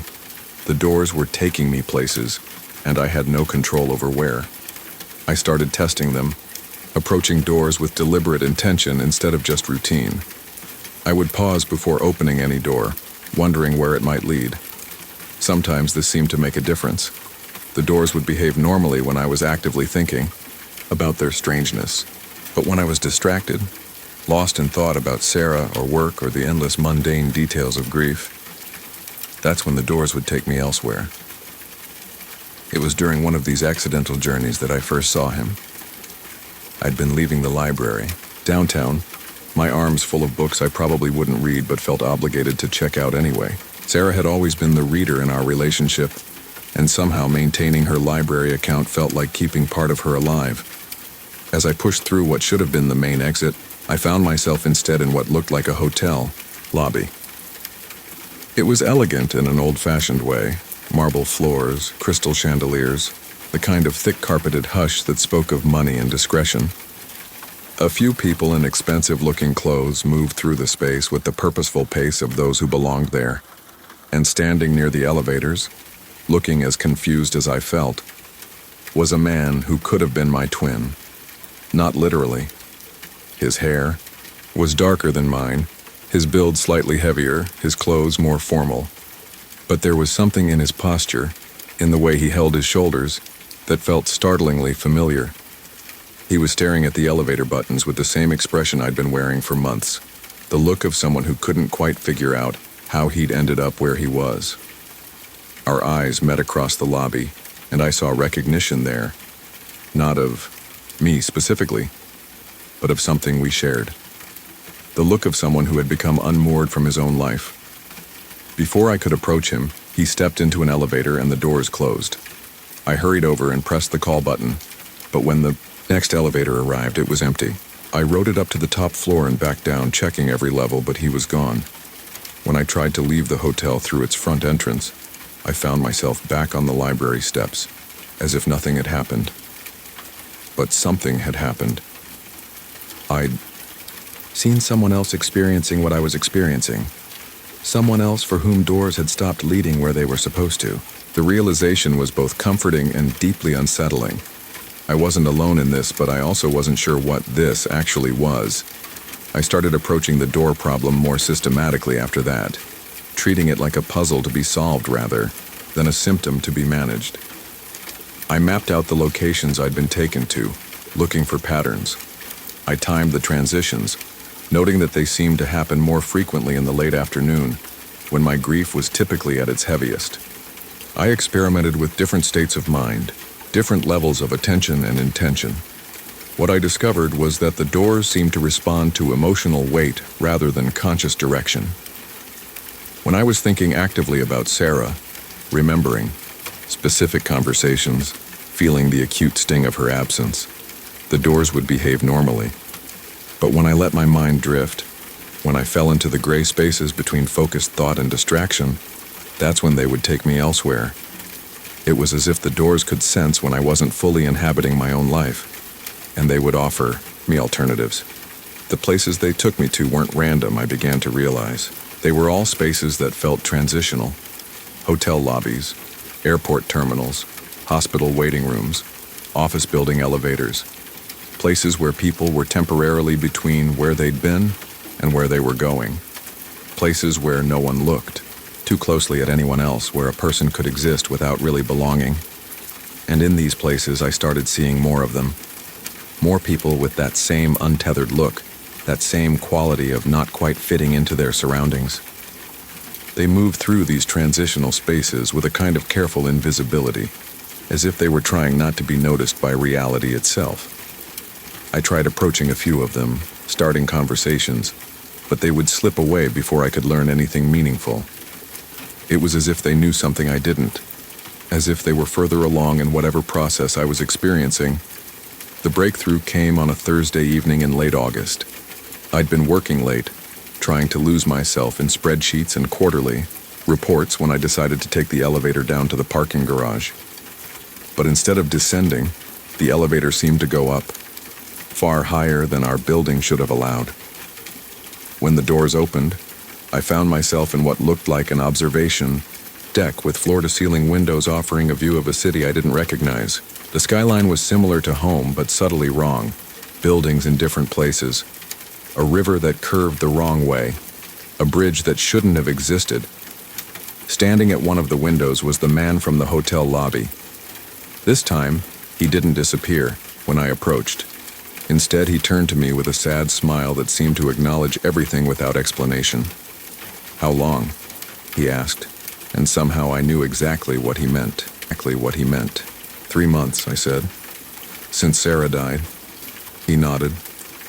"My wife, Emma. Car accident 4 months ago." He gestured toward the window, toward the almost familiar city below. I started noticing the doors about 2 weeks later.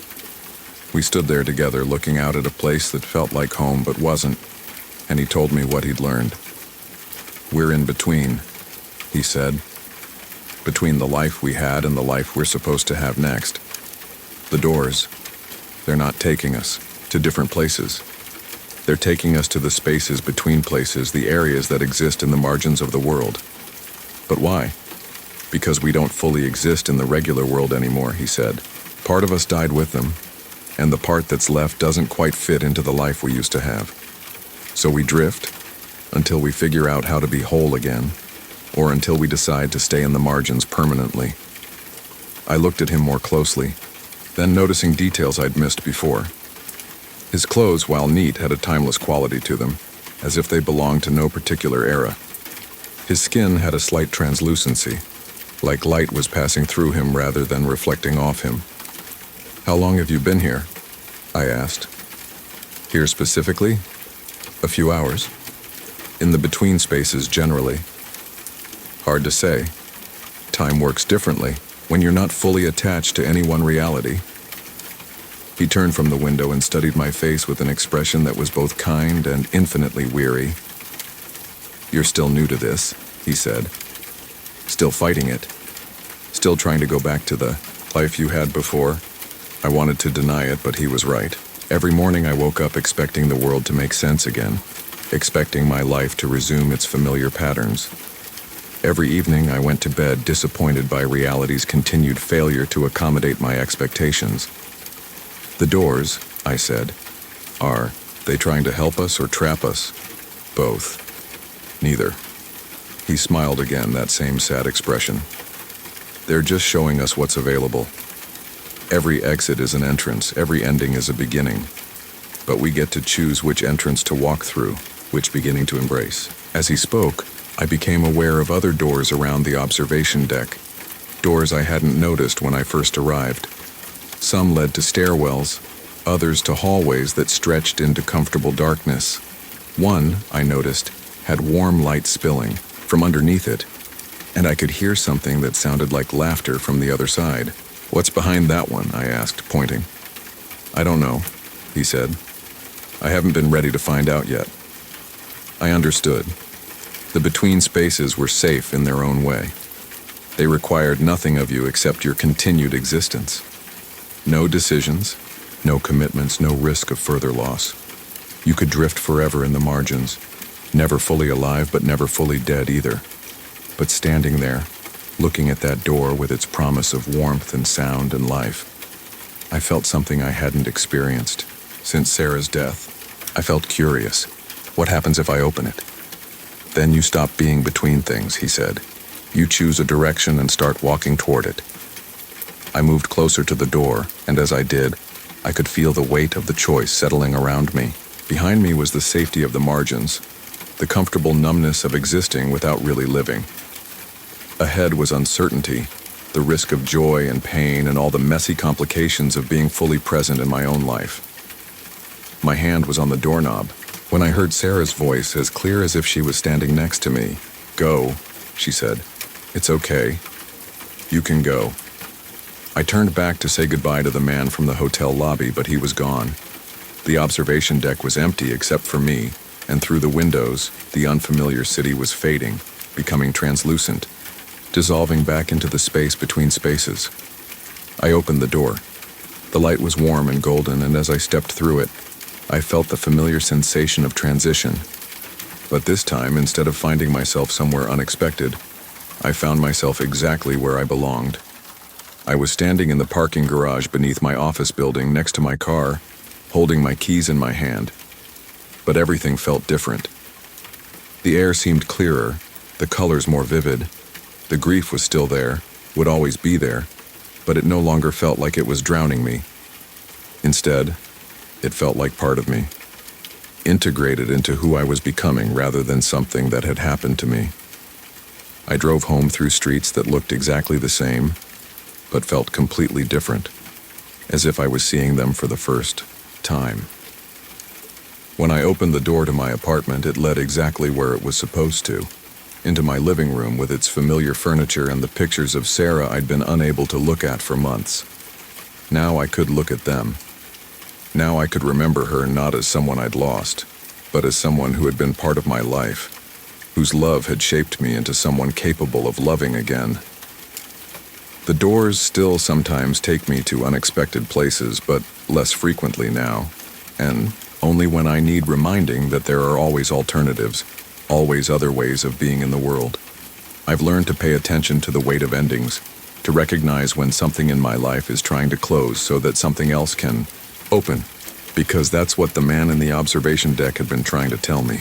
Every exit is an entrance. Every door that closes is another door opening. The between spaces exist not to trap us, but to give us time to choose which entrance we're ready to walk through. Sometimes I wonder if I'll see him again, that other traveler in the margins. Sometimes I think I catch glimpses of people who have that same untethered look, who move through the world like they're not quite sure they belong in it yet. When I do, I try to smile at them the way he smiled at me, a recognition, an acknowledgement that they're not alone in their journey between what was and what might be. After all, someone has to stand at the doors and remind the travelers that every ending is also a beginning, that every exit is, indeed, an entrance. The time I disappeared. The invitation arrived on a Tuesday, slipped under my apartment door while I was at work. No postmark, no return address, just my name written in careful cursive across cream-colored paper that felt expensive between my fingers. Inside, the message was brief. You are cordially invited to attend the Blackwood Estate Annual Gathering. Saturday, October 31st, 8 p.m. Come as you were. I stared at the card for a long time, turning it over in my hands.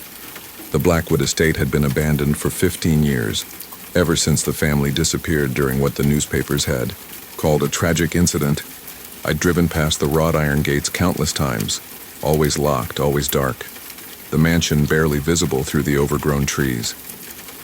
The strange thing was, I'd been thinking about that place a lot lately, ever since the dreams started. They always began the same way. I'm walking up a grand staircase, my hand trailing along a polished banister that feels familiar under my palm. There are voices somewhere above me, the sound of laughter and music drifting down from rooms I can't quite reach. But every time I get close to the top of the stairs, I wake up with the taste of champagne on my tongue and the lingering scent of jasmine in my nostrils. I'd never been inside the Blackwood Estate, I was certain of that. So why did it feel like coming home? Saturday night found me standing at those iron gates, invitation clutched in my sweaty palm. They stood open for the first time in my memory, the driveway beyond them lit by antique lampposts that cast dancing shadows on the gravel. Through the trees I could see the mansion blazing with light, every window golden against the October darkness. Cars lined the circular drive, expensive ones, the kind driven by people who belonged in places like this. I parked my beat-up Honda between a Mercedes and a BMW, feeling suddenly self-conscious in my department store suit. The invitation had said, "Come as you were," but looking at the other guests stepping out of their vehicles in designer gowns and tailored tuxedos, I wondered if I'd misunderstood. The mansion was even more impressive up close. 3 stories of Gothic Revival architecture, all pointed arches and decorative stonework, with ivy crawling up the walls like grasping fingers. The front door was massive, dark oak studded with iron bolts, and it opened before I could knock. "Good evening," said the man who answered. He was tall and pale, dressed in an old-fashioned butler's uniform that looked like it belonged in a museum. His eyes were the palest blue I'd ever seen, almost colorless. "You must be Mr. Harrison. We've been expecting you." I followed him through a foyer that took my breath away. The ceiling soared 3 stories above us, supported by marble columns that gleamed in the light of a crystal chandelier. A grand staircase curved upward, the same staircase from my dreams, its banister polished to a mirror shine. "How did you know my name?" I asked, but the butler was already walking away, leading me toward the sound of voices and music. The ballroom was a vision from another era. Couples waltzed across the polished floor while an orchestra played from a raised platform. their instruments gleaming under the light of dozens of chandeliers. The women wore gowns that belonged in old movies, all silk and satin and glittering jewels, while the men were dressed in formal wear that looked authentically vintage rather than costume shop rental. I accepted a glass of champagne from a passing waiter and tried to blend in, but I felt like an imposter. These people moved with the easy confidence of wealth and breeding, their conversations peppered with references to places I'd only read about in books. But the strangest thing was how they looked at me, not with the polite indifference I expected, but with recognition, as if they knew me. "David," said a voice behind me. "I wondered when you'd find your way back." I turned to see a woman approaching, her silver hair swept into an elegant chignon, her black gown simple but obviously expensive. She was beautiful in the way that some women become more beautiful with age, her face lined but her eyes bright with intelligence. "I'm sorry," I said, "but I think you have me confused with someone else. My name is James Harrison." She smiled, but there was something sad about it. "Of course it is, how foolish of me." She extended a gloved hand. "I'm Eleanor Blackwood. Welcome to my home." Blackwood. The name sent a chill through me that had nothing to do with the October air seeping through the old windows. This was impossible. Eleanor Blackwood had disappeared 15 years ago along with the rest of her family.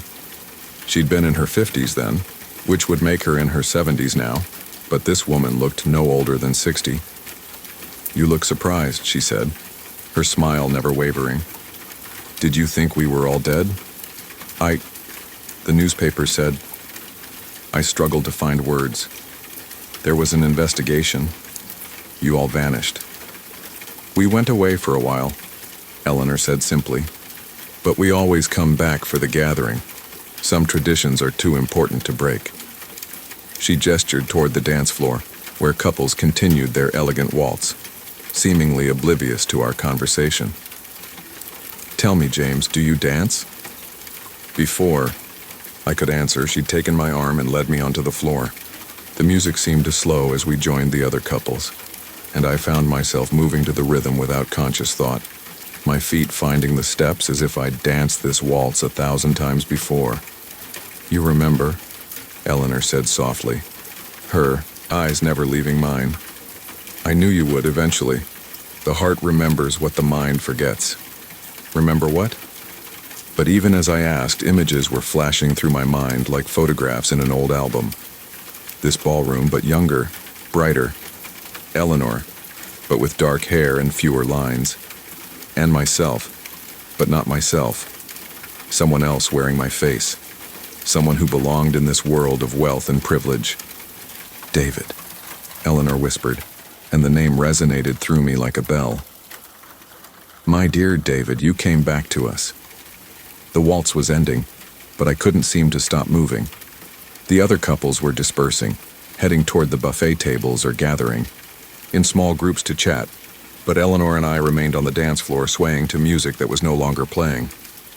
"I don't understand," I said, but my voice sounded distant as if someone else were speaking. "My name is James Harrison. I work at Peterson Insurance.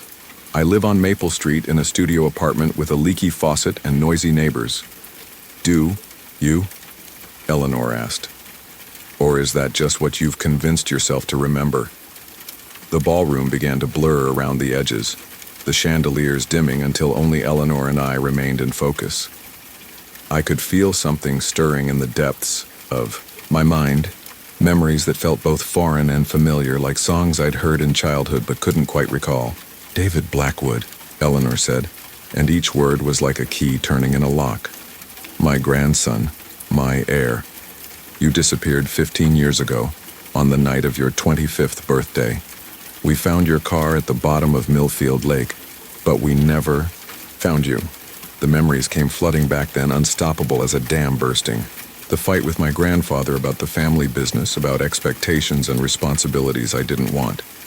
The decision to fake my own death rather than live the life that had been planned for me. The careful preparation, the staged accident, the new identity I'd crafted from stolen social security numbers and forged documents. James Harrison had been my creation, my escape from the Blackwood name and everything it represented. I'd built a simple life, unremarkable and anonymous, working dead-end jobs and living paycheck to paycheck. It had been freedom, of a sort. But now, standing in my grandmother's arms in the ballroom of my childhood, I remembered why I'd been so desperate to leave. The weight of expectation, the crushing responsibility of being the last Blackwood heir, the family business that wasn't quite what it appeared to be from the outside. "The gathering," I whispered, and Eleanor nodded. "You remember, now. Every year on Halloween night we bring them back. All of them. The ones who've served our family, who've given their lives to preserve our secrets. They deserve their night of freedom, don't you think?" I looked around the ballroom with new understanding. The other guests weren't wealthy socialites. They were the staff who'd worked for the Blackwood family over the decades. The butler who'd died in the 1940s, the cook who'd passed away in the 60s, the groundskeeper who'd had a heart attack in the garden 10 years ago. All of them returned for one night each year to serve the family that had defined their existence. "But I'm not dead," I said, confusion mixing with growing horror. "I'm alive. I've been alive this whole time." "Have you?" Eleanor's smile was gentle but infinitely sad. "Have you really been living, David? Or have you been hiding, pretending to be someone you're not, denying the very essence of who you are?" She was right, and the recognition of it hit me like a physical blow. James Harrison wasn't alive. He was a ghost, a hollow shell I'd created to avoid the responsibilities of my real life. I'd been dead for 15 years, I just hadn't admitted it yet. "The family needs you," Eleanor continued. "I'm getting old and the business requires someone with your particular talents. You can't run from what you are forever." The particular talents. I'd inherited them from my grandfather, the ability to see beyond the veil between life and death. The Blackwood family had built their fortune on it, offering services to the desperate and the grieving that no one else could provide. Seances for the wealthy, consultations for those who needed to speak with the departed and for the truly desperate, arrangements like tonight's gathering. I'd hated it. Hated the way people looked at me when they learned what I could do. Hated the responsibility of mediating between the living and the dead. But I'd been good at it, better than my grandfather had ever been. That's what had scared me most of all. "I won't do it," I said. But the words lacked conviction. "I won't go back to that life. You don't have a choice, my dear boy. You never did." The ballroom was changing around us, the elegant fixtures fading like mist, revealing the reality beneath. Dust sheets covered the furniture, cobwebs hung from the chandeliers, and the once polished floor was scarred and stained with age. The other guests were still there, but I could see them clearly now. Translucent figures in various states of decay, their formal wear rotting on their bones. Only Eleanor remained solid, real, alive. "The invitation wasn't really for you," she said, her voice echoing in the empty room. "It was for James Harrison. We needed to call him here so David Blackwood could finally come home. I tried to run then, to get back to my car and escape this nightmare, but my feet wouldn't obey. I looked down and saw that I was becoming translucent, my body fading like smoke in the wind. James Harrison was disappearing, being absorbed back into the David Blackwood I'd tried so hard to deny. "Don't fight it," Eleanor said gently. "You'll only make it harder on yourself. James was never real anyway, just a story you told yourself to avoid the truth. But the truth has a way of catching up with us all." I could feel James Harrison's memories slipping away like water through my fingers. The studio apartment, the job at the insurance company, the carefully constructed life I'd built, all of it fading as David Blackwood reasserted himself. The real me, the one I'd been running from for 15 years. "Welcome home, grandson," Eleanor said, and kissed my forehead. "The family business awaits." The last thing I remember as James Harrison was the sound of my own voice, but speaking words I didn't choose. "Yes, grandmother, I'm ready to take my place." When the police found my car in the Blackwood estate parking lot 3 days later, they assumed James Harrison had broken in and met with some accident. They searched the mansion from top to bottom but found nothing. just dust and decay and the lingering scent of jasmine in the ballroom. The missing person case went cold within a month. James Harrison had no family to push for answers, no close friends to keep his memory alive. He simply disappeared, as if he had never existed at all. But if you drive past the Blackwood estate on Halloween night, you might see lights in the windows and hear the faint sound of music drifting through the trees. And if you're very unlucky, you might receive an invitation of your own, written in careful cursive on cream-colored paper. Just remember, when you read those words, "Come as you were," that sometimes what we were and what we are aren't the same thing at all. Sometimes the people we try to become are just elaborate ways of hiding from the people we've always been. And sometimes, no matter how far we run or how carefully we reinvent ourselves, the truth finds a way to bring us home. The Blackwood family business is thriving again, run by a young man who looks remarkably like the David Blackwood who disappeared all those years ago. He's very good at what he does, helping people communicate with their departed loved ones, arranging gatherings for those who can afford his particular services. His clients never ask about James Harrison, and he never volunteers the information. After all, some disappearances are more permanent than others. Some people vanish so completely that even they forget they were ever gone. Days that never end. I've always been particular about routine. Not in an obsessive way, at least that's what I told myself, but in the quiet, methodical manner of someone who finds comfort in predictability. My morning coffee at 6:47 a.m., the same route to work, the same sandwich for lunch, the same evening walk around the block before settling in with a book. It wasn't until the days started repeating that I realized how desperately I'd been clinging to these small certainties. The first time it happened, I dismissed it as déjà vu, that strange, unsettling feeling that you've lived a moment before, that the universe has somehow hiccuped and shown you the same scene twice. I was standing in my kitchen, watching steam rise from my coffee mug, when Mrs. Patterson from next door knocked on my door with the exact same complaint about my loud music from the night before. The same words, the same irritated expression, even the same small coffee stain on her yellow blouse. I hadn't been playing music. The second time I paid attention. Every detail was identical. The way the morning light filtered through my blinds, casting the same pattern of shadows across the hardwood floor. The radio playing the same news story about a factory fire downtown. The same email from my boss about the quarterly reports. Even the small spider in the corner of my bathroom mirror sat in the exact same position, as if frozen in time. By the third repetition, I was keeping notes. Day 1, or what I began calling Tuesday number 1, everything proceeds normally until 11:47 p.m. when I fall asleep reading The Stranger by Camus, page 94 to be exact. The last thing I remember is the protagonist's observation about the absurdity of routine. Day 2, Tuesday number 2, I wake up at 6:32 a.m. to the same alarm, the same weather report, the same phone call from my mother at 2:15 p.m. asking if I've been eating enough vegetables.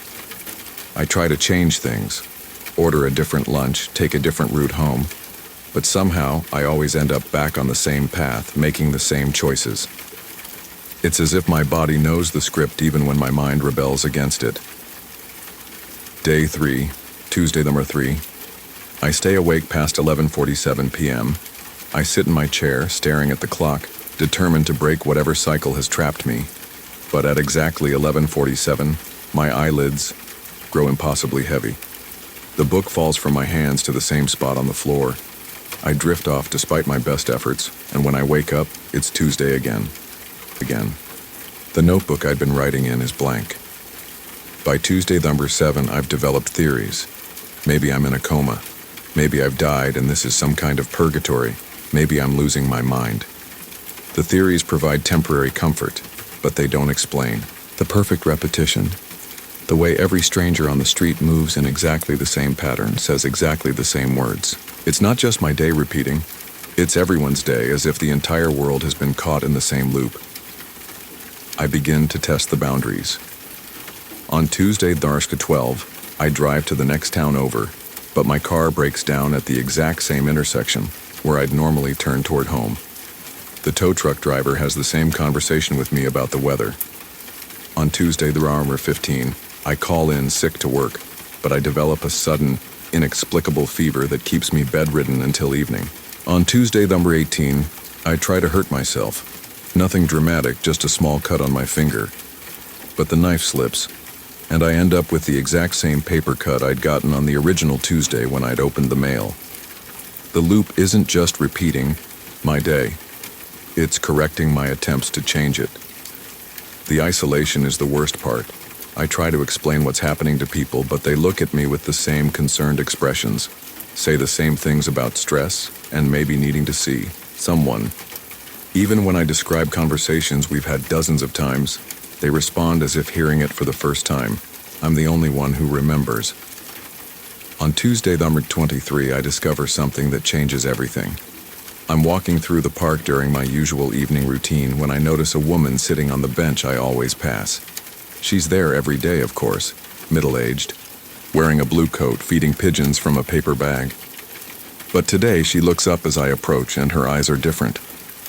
Not the vacant, scripted look of everyone else, but alert, aware. "How many times have you seen me sitting here?" she asks. My heart stops. "You remember?" She nods slowly. "I remember all of them. Every single Tuesday." "How long have you been stuck?" 23 days. "You?" 417. The number hits me like a physical blow. Over a year. She's been living the same day for over a year. I sit down beside her, my legs suddenly unable to support my weight. "How are you still sane?" I whisper. She laughs, but it's not a happy sound. "Who says I am? I've tried everything you've probably tried. Changing locations, changing actions, staying awake. I've memorized every conversation, every newspaper headline, every commercial on TV. I know that at 3:42 p.m., a child will drop their ice cream cone exactly 17 feet from the fountain. I know that at 7:23 p.m., Mrs. Chen will burn her dinner and set off her smoke alarm. I know that at 9:55 p.m., someone will call the wrong number and ask for Margaret. But why? Why is this happening to us? She turns to look at me, and I see something profound and terrible in her eyes. I've had a lot of time to think about that. Tell me, what were you doing before this started? What was your life like? I consider the question. Normal, I guess. I worked, came home, read books, went to bed. I had routines. Routines, she repeats. Did you ever feel like you were really living? Or were you just going through the motions? The question cuts deeper than I expected. I think about my life before the loop. The careful, controlled existence I'd built. The same job for 8 years, the same apartment, the same safe choices. I'd convinced myself I was content, but was I? Or had I just been sleepwalking through my days? I think, she continues, that we're being shown something. Maybe we were already living the same day over and over, just in a different way. Maybe we'd stopped truly living so long ago that the universe decided to make it literal. That's insane. Is it? When was the last time you did something that surprised you? When did you last feel truly alive? I can't answer. The truth is, I can't remember. On Tuesday, the number 24, I'm alone again. The woman is gone, not just from the bench, but from the entire day. The space where she sat is empty, and when I ask other people about her, they look at me blankly. It's as if she never existed, but I know she was there. I know she escaped somehow. I spend the next several Tuesdays trying to understand what she meant. I examine my life before the loop with new eyes, and what I see disturbs me. I'd been so focused on safety, on predictability, that I'd forgotten how to truly live. I'd turned my existence into a series of habits, a routine so rigid that it had become a prison. On Tuesday, number 31, I make a decision. Instead of my usual breakfast, I cook something I've never made before. Instead of my usual route to work, I walk through parts of the city I've never seen. Instead of my usual lunch, I sit with a homeless man and share my sandwich, really listening to his stories. Instead of my usual evening walk, I call my mother and tell her I love her, not because the script demands it, but because I mean it. For the first time in weeks, I feel something shift. The day still follows its pattern, but I'm moving through it differently. I'm present in a way I haven't been since the loop began. That night, I don't read Camus. Instead, I write in my journal, not observations about the loop, but thoughts about what I want my life to look like, what I want to change, what I want to experience. At 11:47 p.m., I don't fight the drowsiness.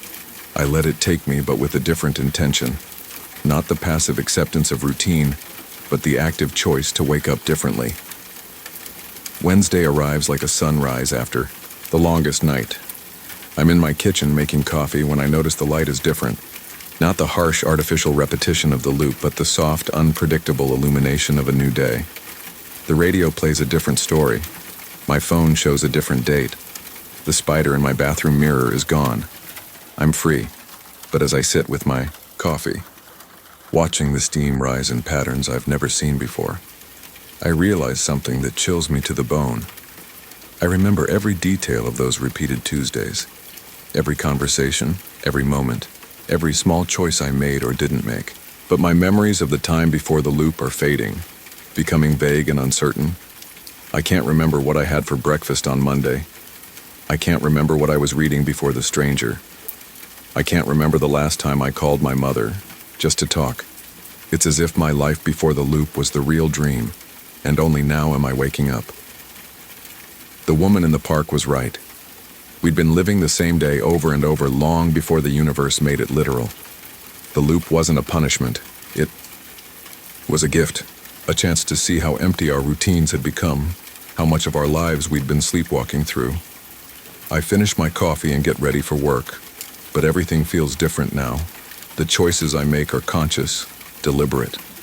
I take a route, not out of rebellion, but out of curiosity. I buy coffee for a stranger, not because I have to, but because I want to.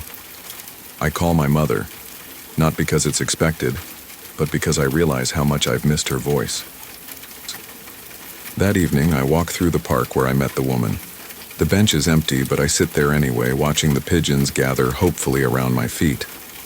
I don't have any food for them, but I stay anyway, just being present in the moment. The sun sets, I think about time. How we measure it, how we experience it, how we waste it. I think about the woman who spent 417 days learning to live one day properly. I think about how many years I spent living the same day without even realizing it. A child drops an ice cream cone near the fountain. A woman burns her dinner and sets off her smoke alarm. Someone calls the wrong number and asks for Margaret. But I notice these things now. Really notice them. In a way I never did before. The loop taught me to pay attention, to be present, to choose my actions instead of simply following habits. I go home and write in my journal again, but this time I write about the future, about the life I want to build, the person I want to become, the experiences I want to have. I write about the fear of falling back into old patterns, of letting routine once again replace living. The next morning is Thursday, then Friday, then the weekend. Each day is different, unpredictable, alive with possibility. But I carry the lessons of those repeated Tuesdays with me, a reminder that every day is a choice between living and merely existing. Sometimes, late at night, I wonder if I'm the only one who escaped. How many other people are trapped in their own loops, living the same day over and over, unaware that they're already dead inside? How many are sleepwalking through their lives, mistake routine for living, confusing comfort for happiness?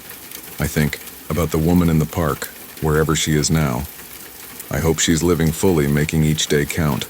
I hope she's chosen to wake up. And I think about time, how it moves forward relentlessly, but only if we move with it. How easy it is to get stuck, to let one day become every day, to let living become merely surviving. The loop may have ended, but the lesson remains. Every day is a chance to choose life over routine, presence over habit, connection over isolation. Every day is an opportunity to break free from the patterns that bind us. Every day is a chance to finally wake up. But sometimes, in the quiet moments before sleep, I wonder if I'm truly free, or if this is just another kind of loop, one where the illusion of choice makes the repetition more bearable. The thought terrifies me, but I push it away. I have to believe that consciousness, that choice, that the decision to live fully is enough to break any cycle. I have to believe that the days that never end are only the ones we refuse to truly live. The rain starts to fall outside my window, and I listen to its rhythm on the glass. It's a sound I've heard countless times, but tonight it feels different. Not the hollow repetition of routine, but the rich, complex music of a world that's always changing, always offering new possibilities. I close my eyes and let the sound wash over me, carrying me toward tomorrow, the forgotten Wednesday. I used to think memory was reliable, that the mind held on to what mattered and let the trivial slip away like water through cupped hands. I believed this until the Wednesday that never happened, or maybe the Wednesday that happened too many times. It started with the alarm clock. Every morning for 3 years, my phone buzzed at 6:47 a.m., 7 minutes before my actual alarm. A quirk I'd grown fond of, this gentle pre-warning that let me surface slowly from sleep instead of being yanked into consciousness. But on that Tuesday night in November, I set my phone to silent and placed it face down on the nightstand. Desperate for uninterrupted sleep after weeks of insomnia, I woke to sunlight streaming through my bedroom window. The digital clock on my dresser read 10:23 a.m. I'd overslept by nearly 4 hours. My stomach dropped as I fumbled for my phone, expecting a barrage of missed calls from my supervisor at the insurance office, where I'd worked for the past 18 months. Instead, I found something that made my chest tighten with confusion. The date read Wednesday, November 15th, but I distinctly remembered going to bed on Monday night. I sat on the edge of my bed, phone trembling in my hands, trying to reconstruct the previous day. Monday had been routine. Coffee that tasted slightly burnt, a staff meeting about new claim processing procedures, leftover Chinese takeout for dinner while watching a documentary about Antarctic explorers. I remembered brushing my teeth, setting my phone to silent and falling asleep to the sound of rain against my apartment windows. But Tuesday? Tuesday was a complete blank. The rational part of my mind supplied explanations. Stress could cause memory lapses. I'd been working long hours, surviving on too little sleep and too much caffeine. Maybe I'd simply lived through Tuesday in such an automated state that nothing stuck. It happened to everyone. Those days that passed in a blur of routine, leaving barely a trace. I called in sick to work, claiming a stomach bug, and spent the morning trying to piece together the missing day. My apartment offered no clues. No dishes in the sink beyond Monday's takeout container. No additional laundry in the hamper. The garbage can held the same contents I remembered from Monday night. It was as if Tuesday had simply been skipped over, like a scratch on a record that made the needle jump to the next groove. The first real unease crept in when I checked my email. There were 17 messages from coworkers, spanning what should have been Tuesday. Responses to conversations I couldn't remember having. Margaret from accounting asking if I was feeling better after our chat yesterday morning. David from claims apologizing for bringing up my mother's accident during lunch, saying he hadn't realized it was still such a sensitive subject. My mother had died in a car accident when I was 16. I never talked about it at work. Never talked about it anywhere, really. I called Margaret first. "Oh, you poor thing," she said when I explained I wasn't feeling well. "No wonder after how upset you were yesterday. You looked like you'd seen a ghost when you came back from lunch with David." "About the conversation we had yesterday morning," I ventured, my throat dry. "I'm having trouble remembering exactly what we discussed." A pause. "Honey, are you sure you're all right? We talked about your insurance claim. You know, for your mother's jewelry that went missing after the funeral. You said you'd finally decided to file it after all these years." I'd never filed such a claim. My mother's jewelry had been safely stored in a safety deposit box since her death, untouched for over a decade. The call with David was worse. "Man, I felt terrible after lunch yesterday," he said. "I had no idea asking about your plans for your mother's birthday was going to hit you so hard. When you told me she died in that accident on her way to pick up your birthday present. Jesus. I'm sorry I brought it up. My mother's accident hadn't happened on my birthday. It had been a Tuesday in March. unremarkable except for its devastating finality. She'd been driving home from the grocery store, not picking up any present. But according to David, I'd told him a completely different story. A story that felt foreign and wrong, like wearing someone else's clothes. I spent the rest of Wednesday calling everyone I could think of who might have interacted with me on Tuesday. Each conversation deepened the mystery. I'd apparently had a full day at work, complete with meetings, conversations, and emotional revelations I couldn't remember. But the person who'd lived through Tuesday wasn't quite me.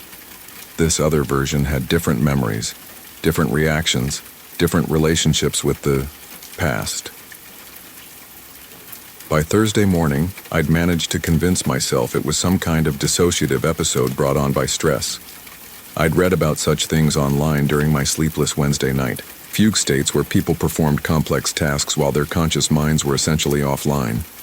It wasn't common, but it happened. The alternative, that I'd somehow lived through a day that never existed, or that someone else had lived through Tuesday in my place, was impossible. I returned to work Thursday, determined to rebuild whatever bridges Tuesday me had burned. But my coworkers treated me strangely, like I was pretending not to remember conversations we'd never had. Margaret kept asking if I was sure I was feeling better, while David avoided me entirely, shooting guilty glances whenever we passed in the hallway. The weekend brought no relief. I found a notebook in my desk drawer at home, filled with handwriting that looked like mine but slightly different, looser, more hurried. The entries were all dated Tuesday, November 14th, and they described a day I didn't remember living. Woke up from the strangest dream about Mom. She was trying to tell me something important, but I couldn't understand her.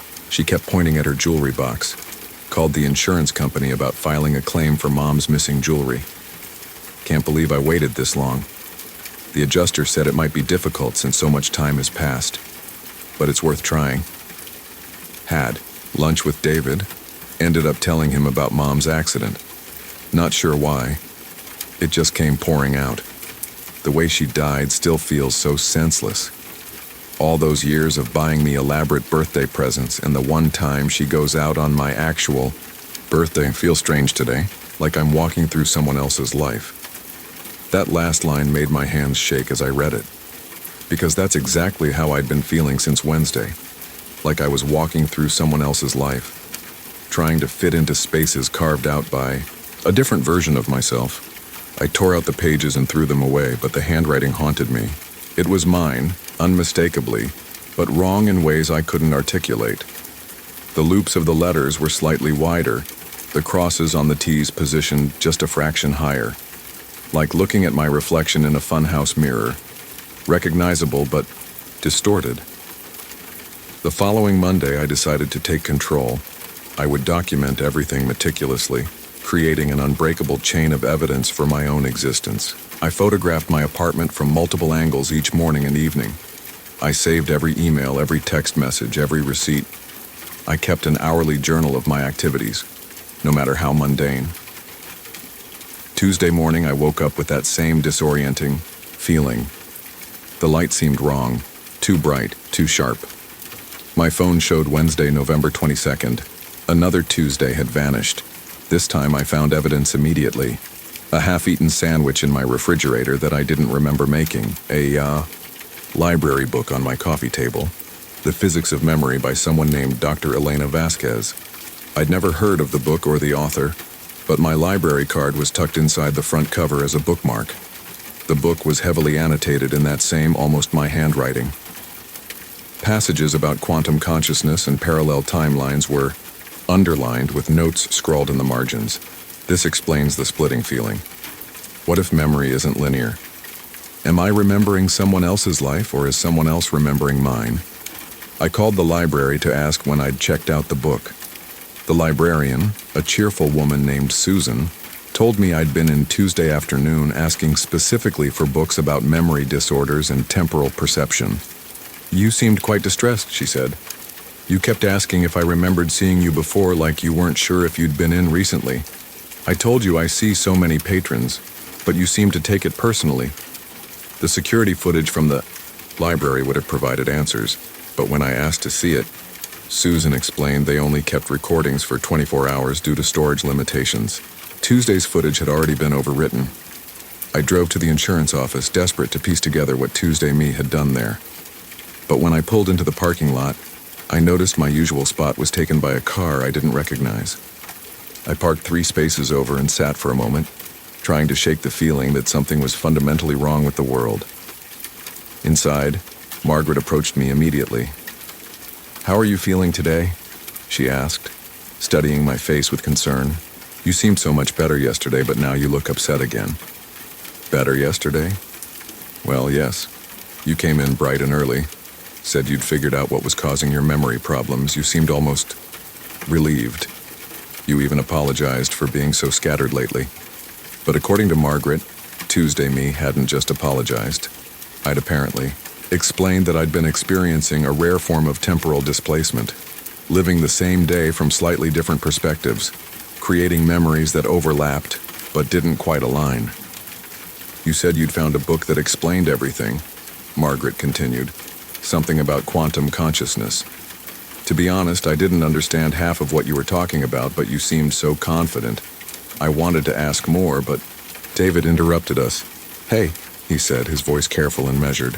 "I wanted to thank you for yesterday, for trusting me with what you're going through. That book you lent me is fascinating, even if it's over my head." My stomach dropped. "What book?" He frowned. "The one about memory and quantum mechanics.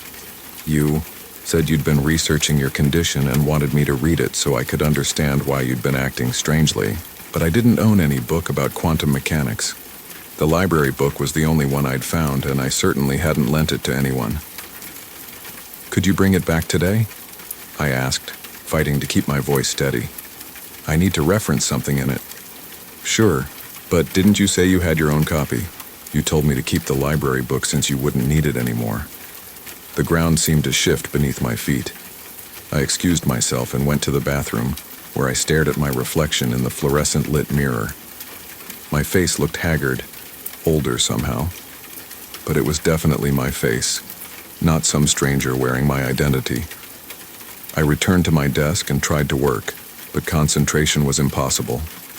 Every email, every phone call, every interaction felt like walking through a minefield of conversations I should remember but didn't. My coworker spoke to me with a familiarity that implied shared experiences I'd never had, referencing decisions I'd never made and opinions I'd never expressed. By lunch, I was ready to scream. That's when I found the envelope in my desk drawer. My name was written on the front in that familiar but wrong handwriting. Inside was a single sheet of paper with a message that made my blood turn cold. "You're not losing your mind.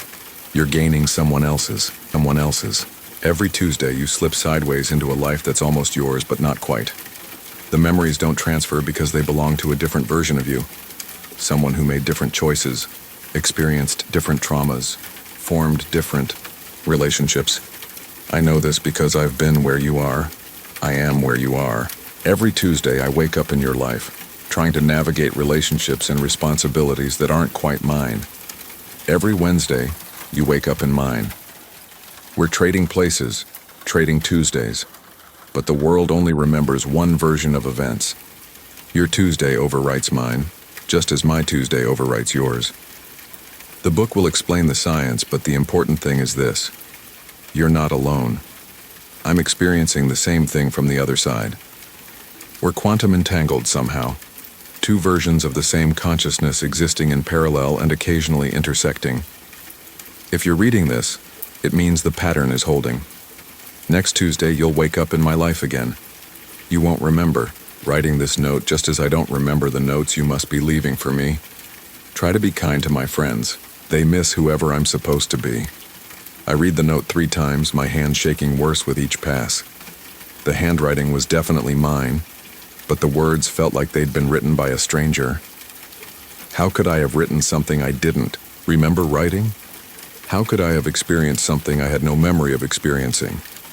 But as the afternoon wore on, details began to click into place.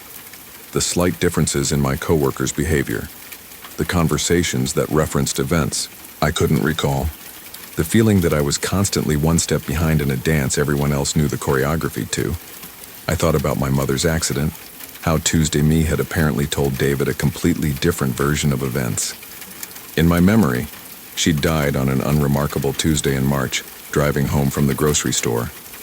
But what if, in Tuesday me's reality, she'd died on my birthday while picking up a present? What if that version of events was equally real, equally true from another perspective? That evening, I sat in my apartment with the library book open on my lap, trying to make sense of Dr. Vasquez's theories about quantum consciousness and parallel timelines. According to her research, consciousness might not be as singular as we assume. Under certain conditions, usually involving trauma or intense emotional states, awareness could become quantum entangled with alternate versions of itself. The book contained case studies of people who experienced what Dr. Vasquez called temporal displacement episodes.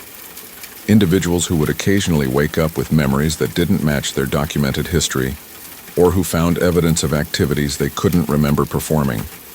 Most dismissed these experiences as mental illness, but Dr. Vasquez argued they might be glimpses into parallel versions of their own lives. I found myself highlighting passages almost without conscious thought, my hand moving as if guided by muscle memory. When I looked at what I'd marked, the highlighted sections formed a coherent argument about consciousness existing simultaneously across multiple quantum states, occasionally syncing up between parallel versions. As I read, I began to remember fragments, not of Tuesday but of other Tuesdays, brief disjointed images that felt like half-remembered dreams. Conversations with my mother that never happened but felt completely real. A different apartment with walls painted blue instead of white. A job at a bookstore instead of an insurance office. A version of myself who'd never learned to drive because my mother hadn't died in a car accident. The memories were faint, fleeting, but they carried an emotional weight that convinced me of their reality. Somewhere in some parallel stream of existence, I was living a life where my mother's death had unfolded differently, or hadn't happened at all. By the time I went to bed Monday night, I'd reached a terrifying conclusion. The note was right. Every Tuesday I was slipping sideways into someone else's life, and they were slipping into mine. We were the same person, but we weren't. We shared a consciousness that had somehow become quantum entangled, allowing us to trade places across the barriers between parallel worlds. Tuesday morning arrived with that now familiar sense of wrongness. I woke up knowing immediately that it had happened again. The light coming through my windows had a different quality, softer, warmer. My apartment looked the same but felt different, like a stage set that had been slightly rearranged between acts. This time I was prepared. I'd left myself detailed notes, hidden in places I was likely to look, instructions about my daily routine, explanations of recent events, warnings about which conversations to avoid. I'd tried to create a bridge between my consciousness and the one that would inhabit my body for the next 24 hours. But as I moved through the apartment, I realized my preparations were unnecessary. This version of Tuesday felt different from the others. Instead of the disorienting confusion I'd experienced before, I felt settled, like I belonged here in this slightly different version of my life. I found a note on my kitchen counter, written in my handwriting but addressing me by name. The switching is slowing down. We're beginning to synchronize. I know you'll understand this because I understand it too now. We're not just trading places, we're merging. The parallel versions of our consciousness are finding equilibrium, settling into a stable configuration. Today might be the last Tuesday we spend in each other's lives. Tomorrow we'll wake up as one person with two sets of memories, two versions of history that will somehow both be true. I wanted you to know your version of Mom's death was real. So was mine. In some quantum sense, she died twice. Once while running errands on an ordinary Tuesday, and once while picking up your birthday present. Both deaths shaped us, and both will be part of who we become. Don't fight the merger. I've tried, and it only makes the displacement more painful. Accept that you are me, and I am you, and together were something more complete than either of us could be alone. I spent that Tuesday observing my life from this other perspective, noting the subtle differences that had seemed so jarring before. In this version of reality, I lived in the same apartment but had painted the walls a warm blue. I worked at the same insurance office but had developed closer friendships with my coworkers. I carried the same grief about my mother's death, but it was tempered by different memories of our final conversation. The day passed peacefully, almost dreamlike. I felt like an observer in my own life, watching myself navigate relationships and responsibilities that were familiar yet foreign. By evening, I understood what the note meant about synchronization. The foreign elements no longer felt wrong. They felt like parts of myself I'd simply forgotten or never fully developed. I went to bed Tuesday night with a sense of anticipation rather than dread. Wednesday morning brought the strangest awakening of my life. I opened my eyes to sunlight streaming through blue walls, and for the first time in weeks, nothing felt wrong. The light was exactly as it should be. My apartment was exactly as I remembered it, both versions of it simultaneously. Remembered going to bed Monday night in a white-walled apartment, and I remembered going to bed Tuesday night in a blue-walled one. I remembered my mother dying while driving home from the grocery store, and I remembered her dying while picking up my birthday present. I remembered working at an insurance office where I kept my colleagues at arm's length, and I remembered working at the same office where I'd developed genuine friendships. Both sets of memories felt equally real, equally mine. The quantum entanglement had resolved itself, not by choosing one version of reality over another, but by accepting both. I was the sum of two parallel lives, a consciousness that had learned to exist in multiple states simultaneously. I got up and made coffee, moving through my blue-walled apartment with the muscle memory of both versions of myself. I remembered buying the blue paint on a Saturday afternoon 3 years ago, and I remembered choosing white because blue felt too bold. Both memories were true. At work, my relationships with my coworkers reflected this synthesis. I was close enough to Margaret to confide in her about personal matters, but reserved enough to maintain professional boundaries. I was friendly with David, but careful not to overshare details about my mother's death, either version of it. The missing Tuesdays had stopped disappearing because there were no longer any Tuesdays to lose. I was living all of them simultaneously, existing in a quantum superposition of parallel experiences that had finally found stability. Months later, I still sometimes catch glimpses of other possible versions of my life, alternate paths where I made different choices, experienced different losses, developed different relationships, but they don't frighten me anymore. They're just other facets of the same consciousness, other ways of being myself that exist in the spaces between what was and what could have been.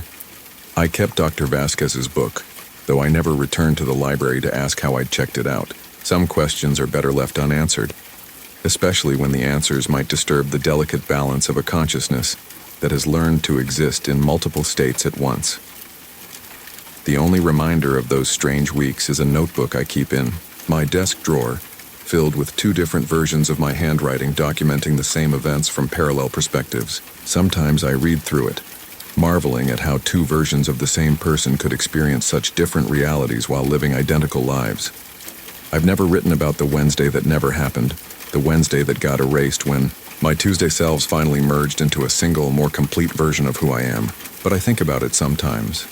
That lost day when two versions of my consciousness existed simultaneously in the same space, creating a temporal paradox that reality had to resolve by choosing one truth over another. In the end, I suppose every day is a forgotten Wednesday in some sense. Every choice we make creates alternate versions of ourselves that we'll never meet, living lives we'll never remember and realities we'll never experience. The only difference is that for a few strange weeks I was conscious of the process, aware of the other selves I was not becoming, the other lives I was not living.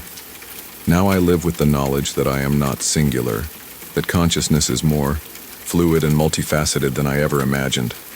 I am who I was and who I might have been, and who I never became, all at the same time.